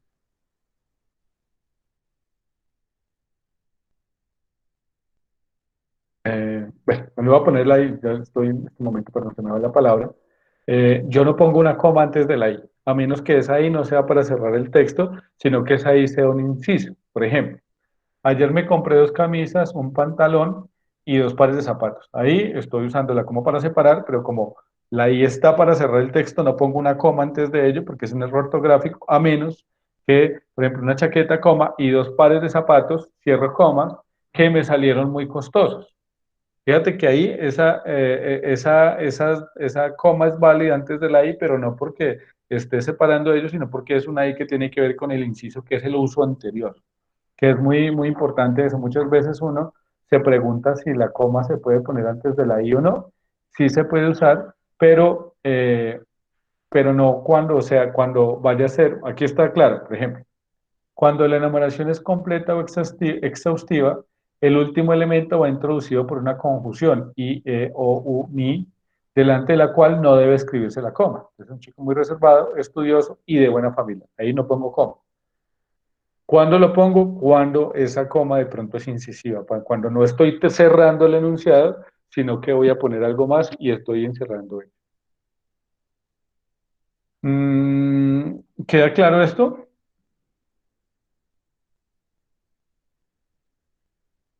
Sí, profe. Listo. Sí, profe.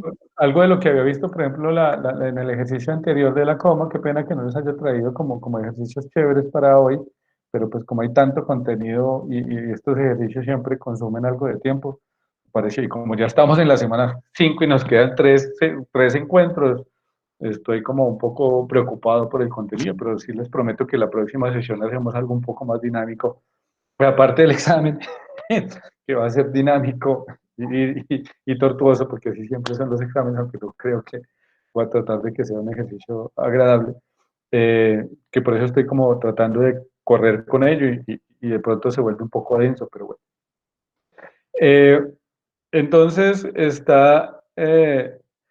yo siempre separo, entonces cuando estoy separando, digamos, cuando estoy separando adjetivos, cuando estoy separando, digamos, como elementos del texto, ¿sí? Oraciones, hay que mirar que en el ejercicio anterior vi que algunos, por ejemplo, separaban el sujeto el sujeto del complemento. Y eso es un mal uso de la coma. Por ejemplo, cuando yo digo yo voy a dar clase, o sea, yo no puedo poner una coma después del yo. Yo, coma, voy a dar clase, porque estoy separando el sujeto del complemento. Eso es un mal uso de la coma Y la verdad es un uso muy común. No crean como que, ay, yo lo estoy haciendo mal, me voy a preocupar porque eso pasa todo el tiempo. Les estoy diciendo que cuando lo estén haciendo, y ahora en adelante a partir de este ejercicio, los que de pronto lo han hecho mal, tengan eso presente. O sea, siempre el sujeto y el complemento deben estar sin comas, sin pausas, porque yo eso lo debo leer todo como de recorrido, a menos que sea una coma incisiva. Yo, eh, el profesor de lecturas, de competencias comunicativas, voy a dar clases el día de hoy. Entonces yo puedo poner yo, coma, el profesor de competencias comunicativas, cierro coma, voy a darles clases hoy. Pero esos son incisos, o sea, eso no es el uso de la coma habitual, sino que estoy insertando dentro del textual. Porque entonces, muchas veces creemos que porque veo eso ahí es porque es el uso común y no, lo que pasa es que son incisos que parece tergiversarlo uno que lo considera como natural. Entonces, ojo ahí con ese tema, que es lo mismo con lo que le decía de los conectores al final. Cuando, cuando yo, por ejemplo, ¿qué otro uso? Entonces, separar, por ejemplo, mediante comas los miembros gramaticalmente equivalentes dentro de un mismo enunciado. Entonces, llegué, vi, vencí. ¿Sí? Entonces, yo separo elementos equivalentes en un enunciado para poder aclararlo eso. Entonces, estaba preocupado por su familia, por su trabajo, por su salud. Y las comas permiten, digamos, como mostrar también equivalencias, separar equivalencias. No, bueno, eso también es un poco como sencillo. Bueno, también está el tema, digamos, que, eh, que hay algo que se llama lo vocativo, que es cuando ustedes quieren nombrar al interlocutor. Pero eso es, no, ojo, no estoy separando el verbo del, digamos, no es que esté separando el sujeto del complemento, sino que estoy haciendo un hincapié. Entonces, cuando dice, por ejemplo, Javier, no quiero que salgas tarde. Fíjense que ahí esa pausa, lo que estoy haciendo es llamar o nombrar al interlocutor. O sea, quiero separar al sujeto del texto porque le estoy haciendo hincapié en que no quiero que salgas tarde, ¿sí? Como, chicos, cuídense, por favor. Ahí estoy diciendo, que estoy haciendo es un llamado, una pausa, pero esa pausa es intencional, ¿sí? Mm, bueno, está el tema que pues hay algo que se usa, que se dice que se usa siempre delante de adverbios, bueno, eso no es tan simple porque creo que tiene como ciertos elementos. Por ejemplo, cuando dice que uno que antes de excepto, salvo y menos se pone una coma, eso es recomendable, pero no es obligatorio. Les voy a ser también muy sinceros para no quedarnos en esta parte tan teórica del tema. Y es que las comas también son pausas en o sea, también son respiraciones. Esa es la manera. ¿Ustedes alguna vez han leído un texto sin comas? Un texto largo sin comas. ¿Alguno ha hecho el ejercicio? Uy, eso es horrible. Cansa. Profe. Se queda uno sin respiración.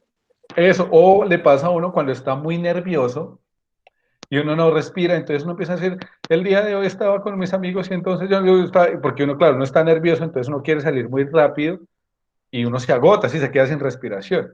Porque las comas, independientemente de todas estas normas, que pues vamos a seguir con ello, quiero también ser muy claro, son las pausas, o sea, son los momentos en los que yo respiro mientras escribo. Entonces, porque usualmente uno se equivoca, les voy a hacer una propuesta para que la tengan clara de aquí en adelante, y es, la mejor forma de ustedes mirar qué tan bien está la puntuación de algo es leerlo en voz alta. Porque cuando uno escribe y lo lee mentalmente, pues lo que pasa es que mentalmente uno no tiene, o sea, uno mentalmente hace esas pausas sin necesidad de los signos ortográficos, porque claro, uno sabe cuál es la idea que quiere decir, entonces como yo lo tengo aquí organizado, pues para mí está muy claro.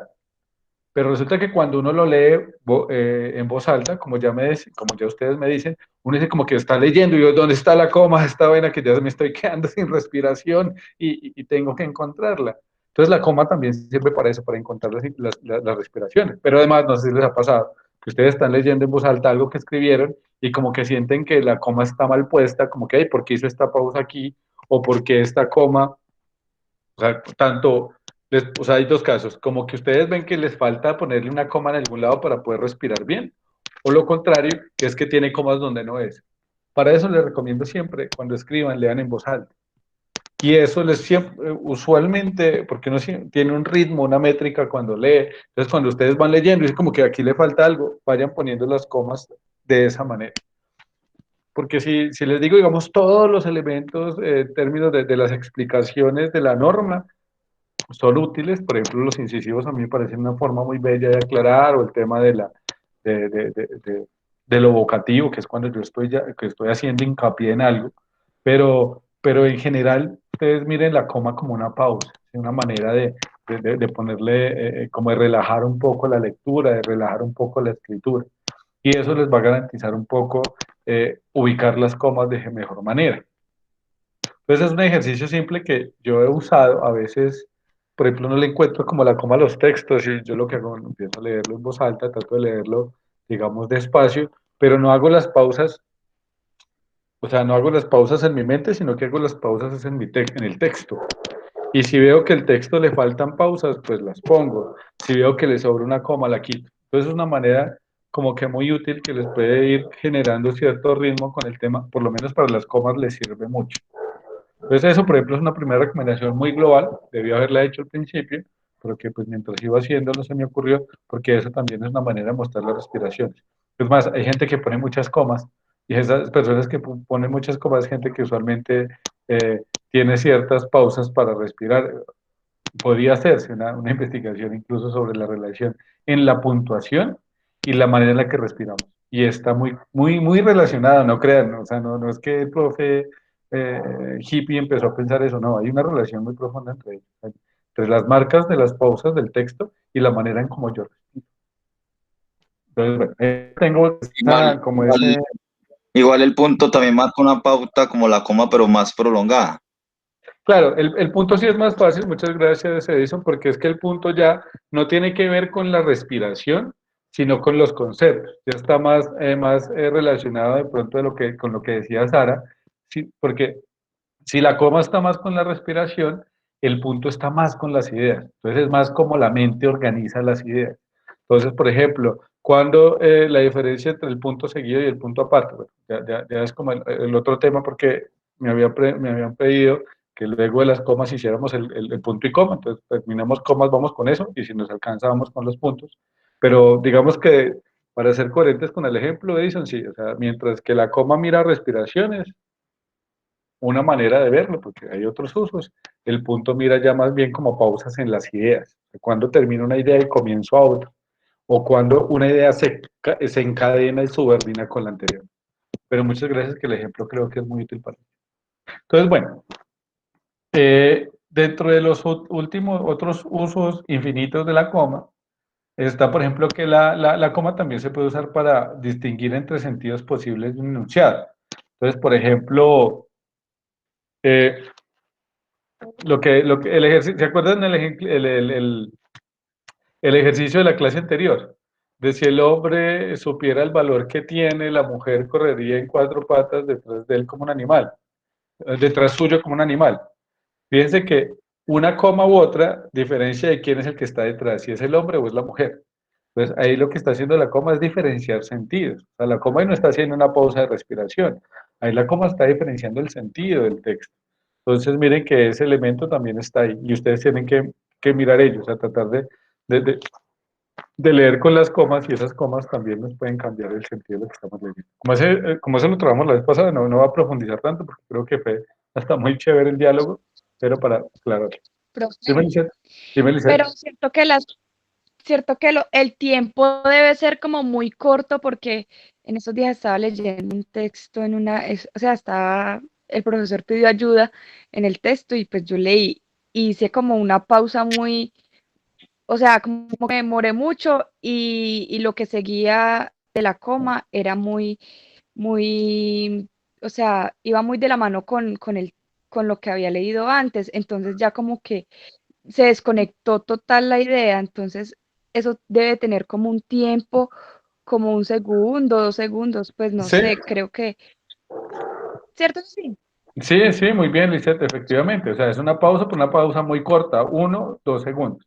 No te puedo decir la cantidad de segundos, porque eso está relacionado también con la velocidad de la lectura. Yo, por ejemplo, soy un carro loco para todo. Y entre esas cosas para leer, yo leo muy rápido. Entonces mis pausas pueden ser de, no sé, de un segundo, medio segundo, y esas pausas así en las comas permiten, digamos, como diferenciar las categorías. Pero si tú lees muy despacio, eh, ese ritmo de lectura también te tiene que diferenciar. Eso sí, cuando yo hago una pausa, por ejemplo, independientemente del ritmo que yo tenga, la pausa de la coma sí debe ser siempre proporcional para que se entienda el sentido de eso. Entonces, de pronto tú hiciste una pausa como de un punto en tu forma de lectura que debió haber sido una pausa de una coma y por eso tú como que sentiste el cambio en el sentido de lo que estaba diciendo y es por ello. Pero pues es que por eso a veces a mí me preocupa un poco cuando uno habla desde la norma, porque la norma a veces como que universaliza cosas que no son tan universales. Entonces, decirme, ¿cuánto es un segundo? Segundo. En mi caso, yo creo que medio segundo es el espacio para las comas, porque yo hablo casi sin respirar. Pero en algunos casos puede ser unos segundos. Creo que el estándar es como 2 segundos, por un segundo por coma, 2 segundos para puntos. Pero a mí yo no me fijo tanto en eso porque lo que ustedes tienen que hacer, por ejemplo, Lisette, mira cuál es el tiempo que tú tienes de pausa y ya estandarízalo o bueno, o construye sobre ello, que eso te ayuda también como a reconocer a ti, o sea, tu ritmo de lectura, o sea, porque piensas en eso, y también tu ritmo de escritura. Puede que dos textos estén muy bien elaborados y en un texto haya 3 comas y en el otro 5, porque es que lo que marca también son los ritmos de respiración de quien escribe. Ahí no sé, acá hace poco acabé de leer un libro que se llama El hombre duplicado de Saramago, y por ejemplo Saramago en ese libro no tiene puntos y bueno, no tiene puntos aparte, o sea, es un libro de todas las páginas son de párrafos enteros, completos, con muchas comas subordinadas, o sea, como de conceptos que se van subordinando, pero no tiene puntos aparte. O sea, no tiene inicio de capítulos, tiene de capítulos. Además, hay una película buenísima que se llama así, El hombre duplicado. Pues no he visto la película, pero leí la crítica y está muy, muy ceñida al libro, entonces considero que debe ser muy bueno. Pero él escribe así. Hay otro gran escritor colombiano que tiene, pues es que no lo he leído, pero pues no he podido acercarme a él, pero sí, sí, es un gran escritor, el de la tejedora de coronas, no sé si alguien lo recuerda o lo tiene por ahí presente. Voy a buscar aquí, perdóneme, que no me gusta quedarme con el concepto en la cabeza, de Germán Espinosa. Gracias a Google que me acordé, que nos acordó. Germán Espinosa, la tejedora de coronas, me dice que tampoco tiene puntos en toda la obra. Es una novela voluminosa en donde él no usa puntos. Y uno lo lee y lo entiende, porque el tema de las normas de puntuación es que el que lea, puede entender el sentido del texto, independientemente de cuántos comas uso, de cuántos puntos. Entonces también tengan eso muy presente. Por eso es lo importante de leer en voz alta lo que ustedes hacen. ¿Quién levantó la mano? Fernanda, claro, cuéntame. No, profe. Sino que es que, bueno, a mí me encanta mucho la literatura de Mario Mendoza. Y al principio yo me confundía mucho con él. ¿Por qué? Porque él utiliza muchísimo el punto y aparte. Entonces, por ejemplo, estaba contando por ejemplo, en un solo libro como Satanás, cuenta 3 historias. Una de un sacerdote, la otra de María y la otra de un pintor. Entonces, de un momento a otro, ¡pum! Punto y coma y saltaba la otra historia y yo quedaba como, ¿qué? Me dejó iniciada con la primera historia. Entonces no me estaba pues no, o sea, no me estaba gustando, pero a medida que lo iba leyendo, pues ya obviamente uno se acostumbra.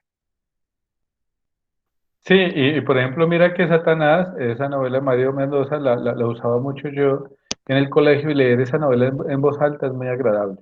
Y que tú puedas leer una novela en voz alta significa que está muy bien puntuada, o sea, que a veces, que es difícil porque el texto lo plantea de esa manera, pero no porque estén mal puestos los puntos, sino porque uno tiene que ir como lo que tú dices, como que me gusta mucho, se me hacía difícil, pero luego vi cómo era la forma en la que estaba como encadenando el autor eso para que genera pues como ese entrecruzamiento. Además, porque claro, no sé si alguien más leyó, por ejemplo, Satanás de Mario Mendoza, ya que lo pone aquí Fernanda Colación.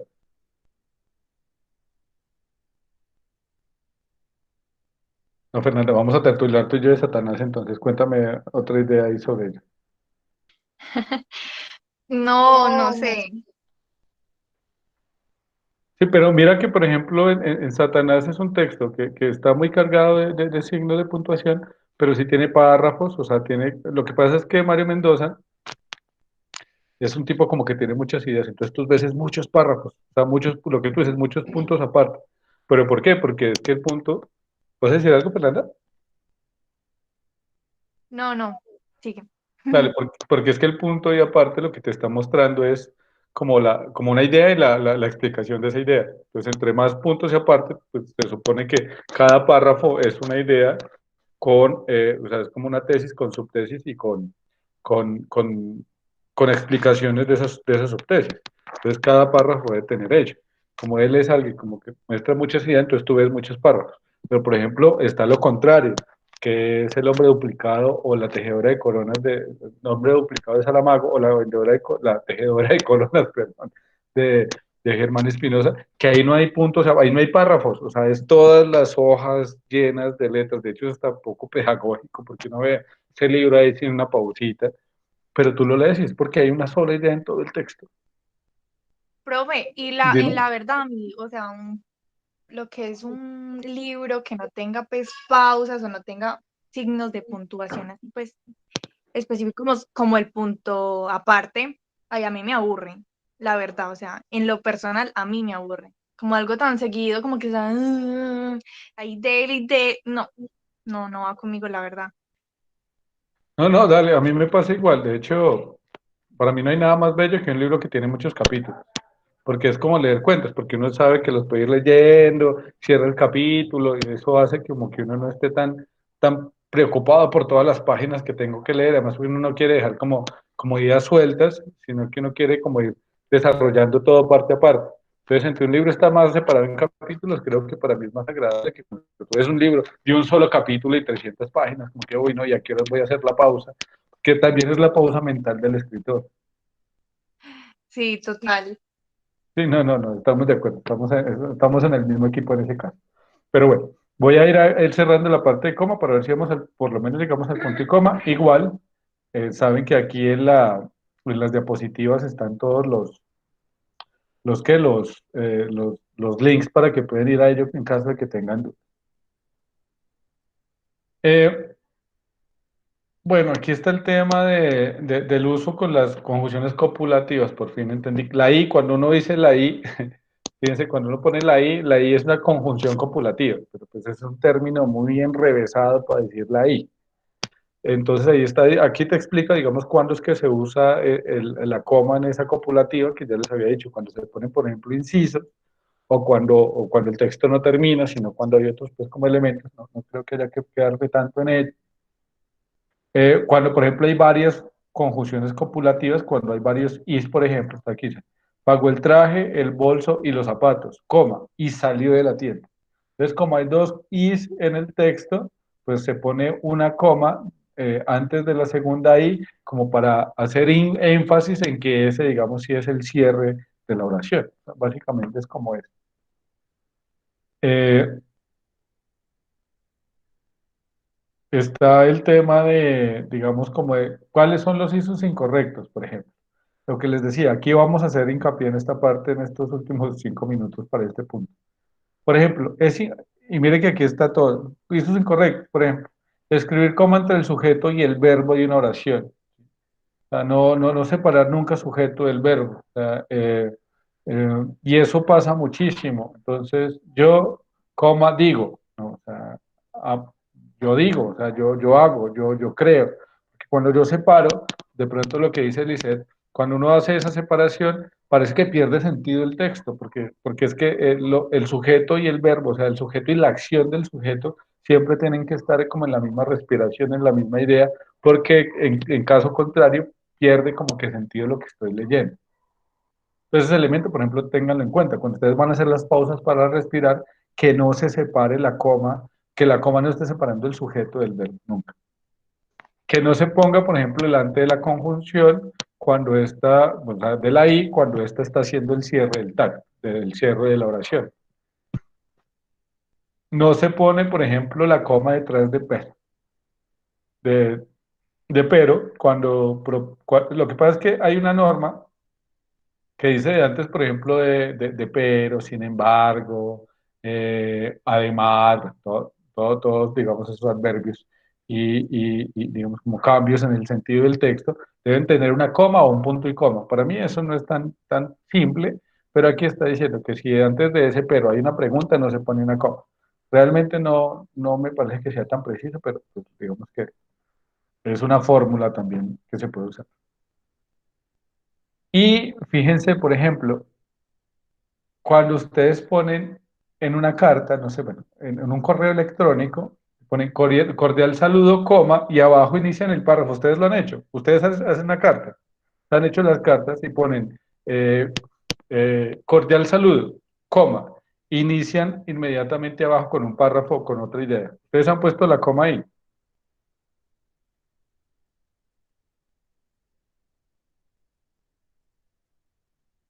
¿No? Sí, profe. Sí, yo también lo hice muchísimas veces y resulta que eso está mal escrito. ¿No? Yo vi eso y yo, pero ¿cómo así? Si yo llevo toda la vida en documentos y yo tengo toda la vida haciéndolo. ¿Y por qué eso está? Les cuento ahí también el chisme. ¿Por qué pasa eso? Porque resulta que en el inglés sí es válido.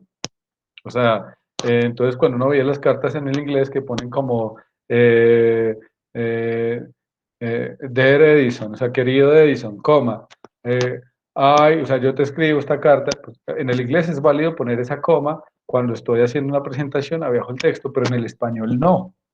Pero nosotros hicimos como una traspolación del inglés y ahorita en muchas cartas, se pone una coma y abajo el texto inicial y eso está mal hecho. O yo pongo punto o no lo pongo nada, pero no pongo coma. Porque pues finalmente el tema del espacio y el inicio con mayúsculas ya me indica a mí que hay una distancia entre ellos. Entonces fíjense que es un mal uso de la coma, muy cotidiano, muy común, pero que según la norma ortográfica está mal escrito. Entonces para que tengan eso en cuenta, igual pues está tan popularizado que no creo que genere como tanto ruido hacerlo, pero por lo menos según la norma no está bien. Bueno, eh, para estos últimos minutos vamos con el punto y coma y vamos a ver si alcanzamos a ver el video. Igual, entonces miren, aquí están todos los links para que chismeen eso. Cuando estén construyendo textos, vayan a eso. Ese diccionario panhispánico de dudas de la RAE está muy bien. Si no, pues bueno, ahí sí me escriben al WhatsApp y si yo estoy en tiempo, ahí les echamos carretito un rato. Pero ahí pueden, pues por lo menos a través de ello construir. El punto y coma. ¿Cuáles son los usos del punto y coma? Por ejemplo, y ya ahí que me estaba preguntando, realmente el punto y coma no es tan extenso, no sé si lo podemos leer como con detalle, uno a uno, porque además creo que el punto y coma es un signo bellísimo y es tal vez de los más poco usados de todos y tiene sus usos, o sea, tiene sus funciones. Entonces, ¿cuáles son los usos? Para separar los elementos de una enumeración cuando se trata de expresiones complejas que incluyen coma. ¿Qué significa? Que yo tengo o estoy escribiendo una oración y estoy poniendo varias comas, pero resulta que yo debo como hacer un hincapié dentro de esas comas en algo. Entonces yo ahí pongo el uso coma. Por ejemplo, aquí está el ejemplo. Entonces, el grupo irá por un lado diferente. El primero, coma, por la izquierda.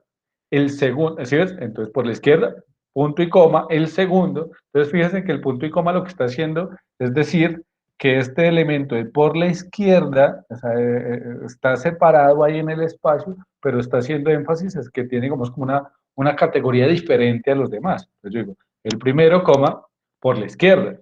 El segundo, por la derecha. Entonces, fíjense, después de la derecha también punto y coma. El tercero, de frente.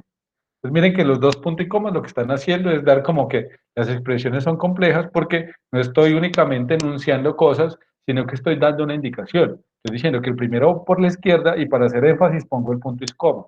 Y digo que el segundo va por la derecha y para hacer énfasis que va por la derecha pongo el punto y coma. Estoy, digamos, como haciendo una precisión en el texto, ¿sí? Entonces, por ejemplo, aquí se dieron cita al presidente ejecutivo, Francisco Ruiz. Pues, ¿por qué le estoy poniendo punto y coma a Francisco Ruiz? Porque es el presidente ejecutivo, entonces quiero mostrar que él no es O sea, que hay que hacer énfasis en quién es. ¿Sí? No puedo ponerlo con una coma porque quiero mostrar quién es, cuál es su carga, digamos, como semántica, o sea, cuál es el sentido de él en el texto. Entonces, el consejero delegado Pedro García, punto y coma, el vocal Antonio Sánchez, y el secretario general, o sea, ese secretario general, coma, Juan González. Ese ya no le pongo. Mira que ahí lo que estoy haciendo es mostrando que de esos 4 personajes, 3 son importantes y uno no tanto. ¿Sí? Y eso hace el punto y coma. O sea, mostrar a través de ponerle un puntico, yo estoy diferenciando un presidente de un secretario general. Miren que parece una cosa muy pequeña, pero aquí estoy mostrando bueno, aquí nos dice la RAE, pero no soy yo, que la coma tiene el punto y coma también te muestra diferencias en jerarquía en un espacio.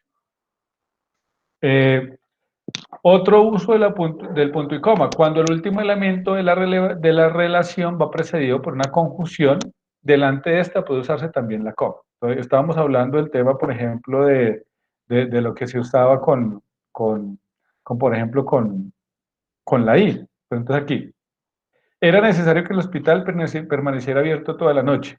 Hubo que establecer turnos. Ahí también podría ser válido el uso de la coma. Lo que pasa es que el punto y coma ayuda a hacer mucho más énfasis en eso, o sea, en que hubo un cambio o una explicación que genera digamos, como la respuesta de ella. Pero si ustedes en vez de un punto coma ponen ahí una coma, es válido. ¿Sí? Todo el mundo a casa, ya no hay nada más que hacer. Fíjense, ahí se pone punto y coma, porque ese punto y coma nos está diciendo que se acabó esta vaina. Lo que hace es como dar un poco más de énfasis al texto, sin embargo, si ustedes ponen ahí la coma, también es válido, ¿no? O, por ejemplo, en algunos casos también se puede poner punto seguido, bueno, depende de la orientación que puede tener el texto que ustedes están construyendo. Digamos que ahí no me preocupa tanto porque de todas maneras ahí puedes poner punto y coma, punto, y depende es como de la intención de quien escribe. Por ejemplo, se escribe punto y coma delante de conectores de sentido adversativo. Por ejemplo, pero, más, aunque. Entonces, profe, yo iba a ver la película, punto y coma. Sin embargo, sí, fíjense, profe, yo iba a ver la película, pero estaba en mala calidad. Entonces, antes de ese pero, antes de ese sin embargo, se pone el punto y coma. ¿Y qué estoy haciendo ahí? Que le estoy dando más fuerza al cambio semántico de lo que estoy diciendo. Profe, yo iba a hacer la ficha de lectura, pero se me fue el internet. El punto y coma le está dando como más impacto a ese giro de lo que está pasando. Estamos como marcando el giro. En la literatura eso sí que es como fundamental. Por eso por eso el uso del punto y coma me parece bellísimo, porque permite reconocer como mayor profundidad en lo que se está diciendo. Y miren que es una cosita pues pequeñísima en el texto. Y el último, digamos, como uso del punto y coma, de los que nos pone la RAE, es el plural del nombre y punto y coma es invariable. Aquí nos está diciendo, coloque las comas y los punto y coma que considere necesario en los siguientes enunciados. No obstante, siempre puede recurrirse para un plural inequívoco a la anteposición de sustantivo signo. Aquel estaba plagado de signos de punto y coma. O sea, yo, o sea, no, digamos que el tema de que yo estoy escribiendo aquí de punto y coma, independientemente de que yo esté pluralizando, por ejemplo, yo puse muchos puntos y puse muchos puntos y coma. O sea, yo nunca, cuando estoy citando, no sé, eso ya es muy gramático. Aquí lo que nos está diciendo el texto es que cuando yo voy a decir, yo quise hacer puntos suspensivos en esta relación y puse punto y coma. El punto y coma, no, o sea, no existe el puntos y comas. Siempre existe punto y coma. Independientemente de que yo hable de puntos, de comas, de interrogaciones, de exclamaciones, cuando hablo del punto y coma estoy hablando en singular. O sea, no hay puntos y comas, sino que siempre se habla del punto y el coma. Si queda claro esta última parte, es algo muy gramático que pusieron ahí al final, pero que de hecho ni siquiera explica cómo se pone en un texto, sino que más bien hace un ejemplo de que cuando yo voy a escribir punto y coma en un texto, nunca lo voy a poner de manera plural, sino que siempre lo pongo en singular. ¿Sí quedó claro esto? Sí, profe. Sí, dale, perdón, ahí, no sé, se me fue la luz un segundo, pero ahí ya como que cogí el tema. ¿No? Entonces, bueno, de estos elementos, el coma y alcanzamos a ver la coma y el punto y coma. Para la próxima sesión, bueno, les cuento un chisme, para los que quieran estar pendientes antes de que cerremos este espacio, el próximo lunes a las 4 de la tarde vamos a hacer un foro organizado por la Universidad Remington. Yo voy a estar ahí de moderador. Va a ser un foro vía Meet alrededor del tema. Se llama ¿Qué pasa en Colombia? De aquí a mañana saldrá la publicidad oficial, creo yo, espero yo, con varios profes invitados a nivel nacional para hacer ciertas reflexiones sobre lo que está pasando. Si pueden estar, les recomiendo mucho que puedan participar del espacio. Lo vamos a retransmitir por las redes de la Remington. Me parece importante que desde la universidad se le esté apostando a ello. Yo estoy, digamos, como en la parte, como el apoyo organizativo del escenario. Entonces, para que lo tengan pendiente quienes puedan, lunes 4 p.m. por las redes de la Remington. De aquí a mañana tendrán como la publicidad. Y la idea es reflexionar un poco todo lo que nos está pasando.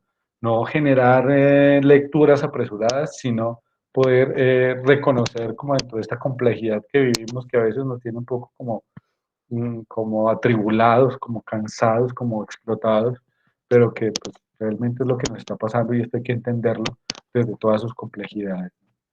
Entonces ahí les hago como la cuña publicitaria para que puedan estar. Y ya que vimos este tema, no sé si alcanzamos, bueno, no, lo de Sergio subiría, no lo de Julián, es que Sergio es el hermano que lo conozco.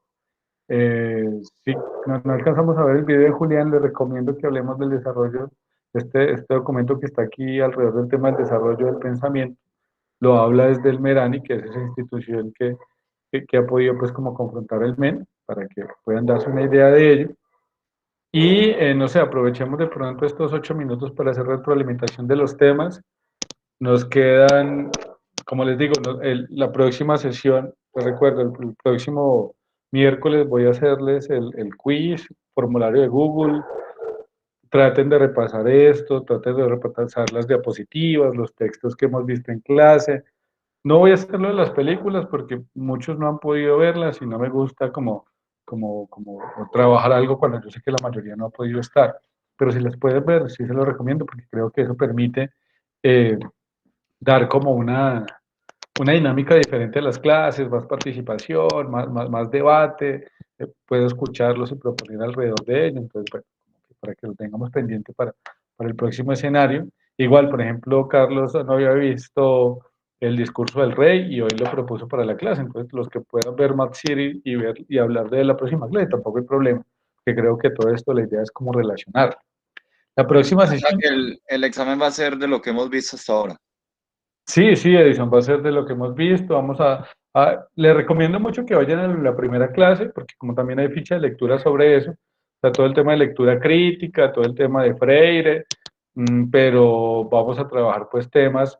De pronto les voy a contar, yo creo, se me hace que de pronto, por ejemplo, haya un párrafo sin puntos, sin tildes y sin comas.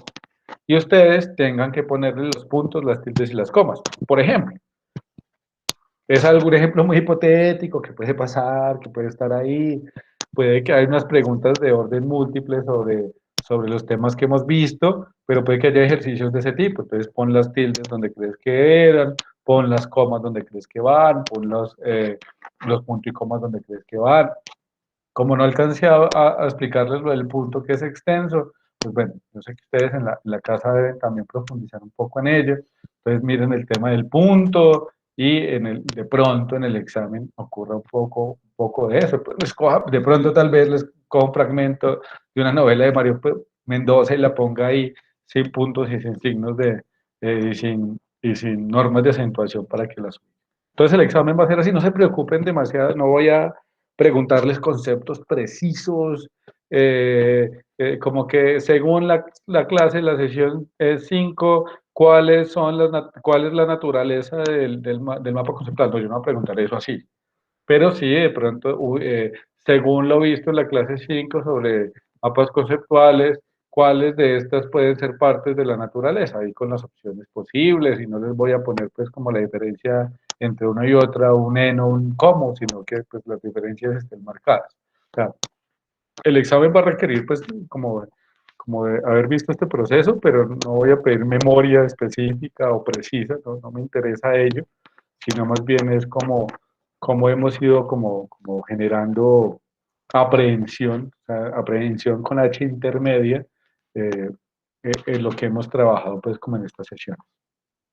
Igual, el examen creo que va a estar de 1 hora y vamos a tener 1 hora para hablar de lo que tiene que ver con redes sociales, que está muy a propósito de lo que trabajamos o lo que hablamos un poco al principio de Mad Max, o sea, el tema del impacto de las redes sociales, un poco el tema de cómo se puede construir a través de ello. Podemos hablar desde marketing, o sea, desde el marketing de redes sociales, hasta un poco una lectura crítica, por ejemplo, del desborde de las redes sociales en función de los nuevos medios de comunicación. Denme un segundito.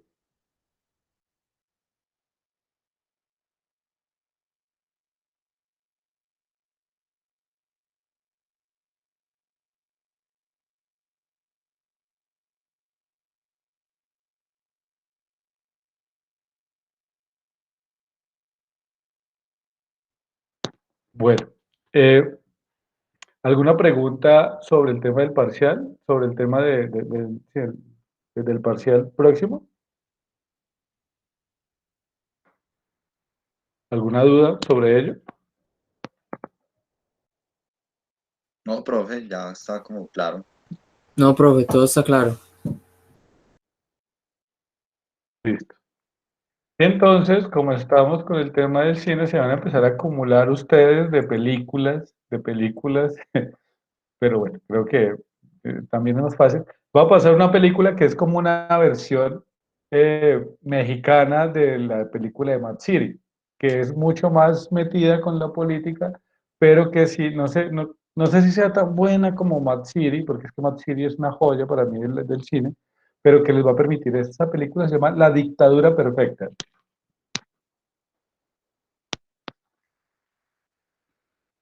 ¿La han escuchado de pronto? ¿Y de quién es, profe? ¿Cuál, profe? Qué pena. La Dictadura Perfecta. No. Es una película mexicana del 2014, fíjense, es una película reciente. Esa película debe estar en Con fácil. buenas fuentes. Dime, Con buenas fuentes, porque María, esa de Mad City sí me sacó canas. ¿por qué? Ay, no, profe, si me vi un pedacito fue mucho, porque no, esa calidad, mi Sí, internet de por sí es profe. malo. Ah, ya. No, pero la Dictadura Perfecta es. Impresionante. Porque ¿Qué? la que nos mandó estaba en inglés, entonces para buscarlo en español, no, La, qué odisea tan impresionante. ya, La Dictadura Perfecta está en Netflix.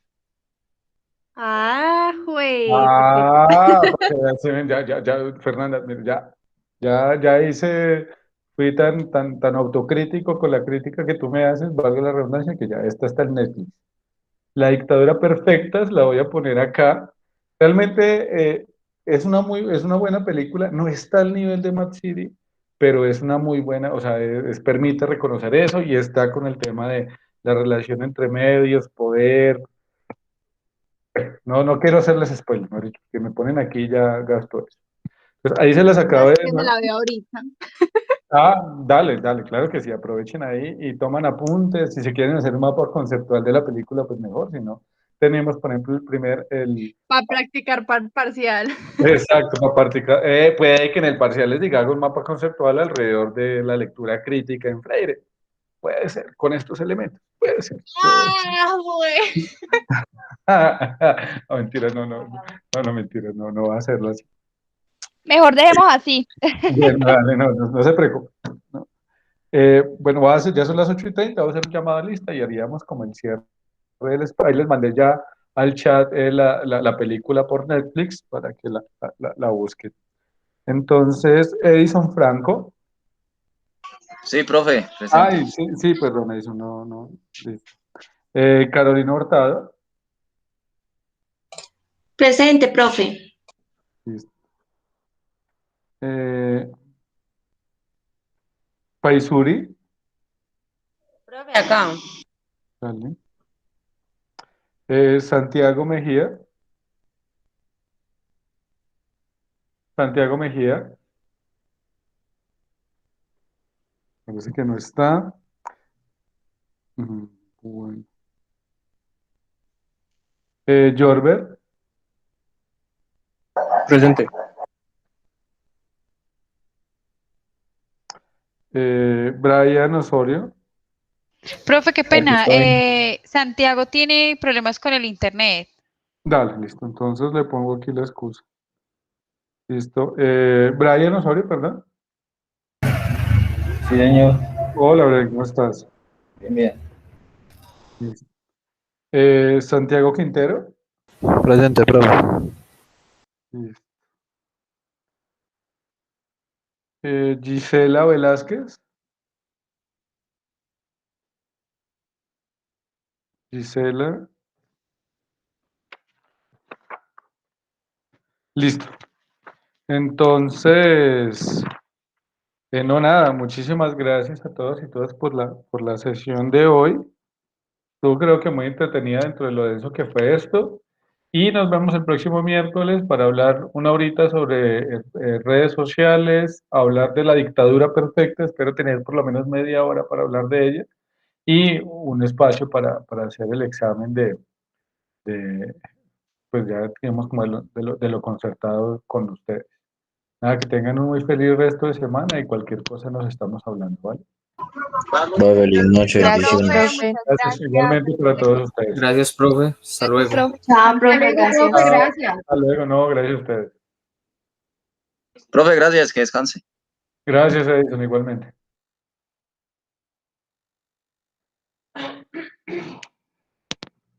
Profe, una preguntita. Claro, Carlos, cuéntame. El parcial va a ser entonces, pues según entendí, en una hora, ¿cierto? O sea, se reparte una hora el parcial y la otra la clase, dentro de la Sí, clase. señor. Sí, señor. Listo, listo, profe, no, pues yo tengo que revisar otra vez como esta clase, porque la verdad sí,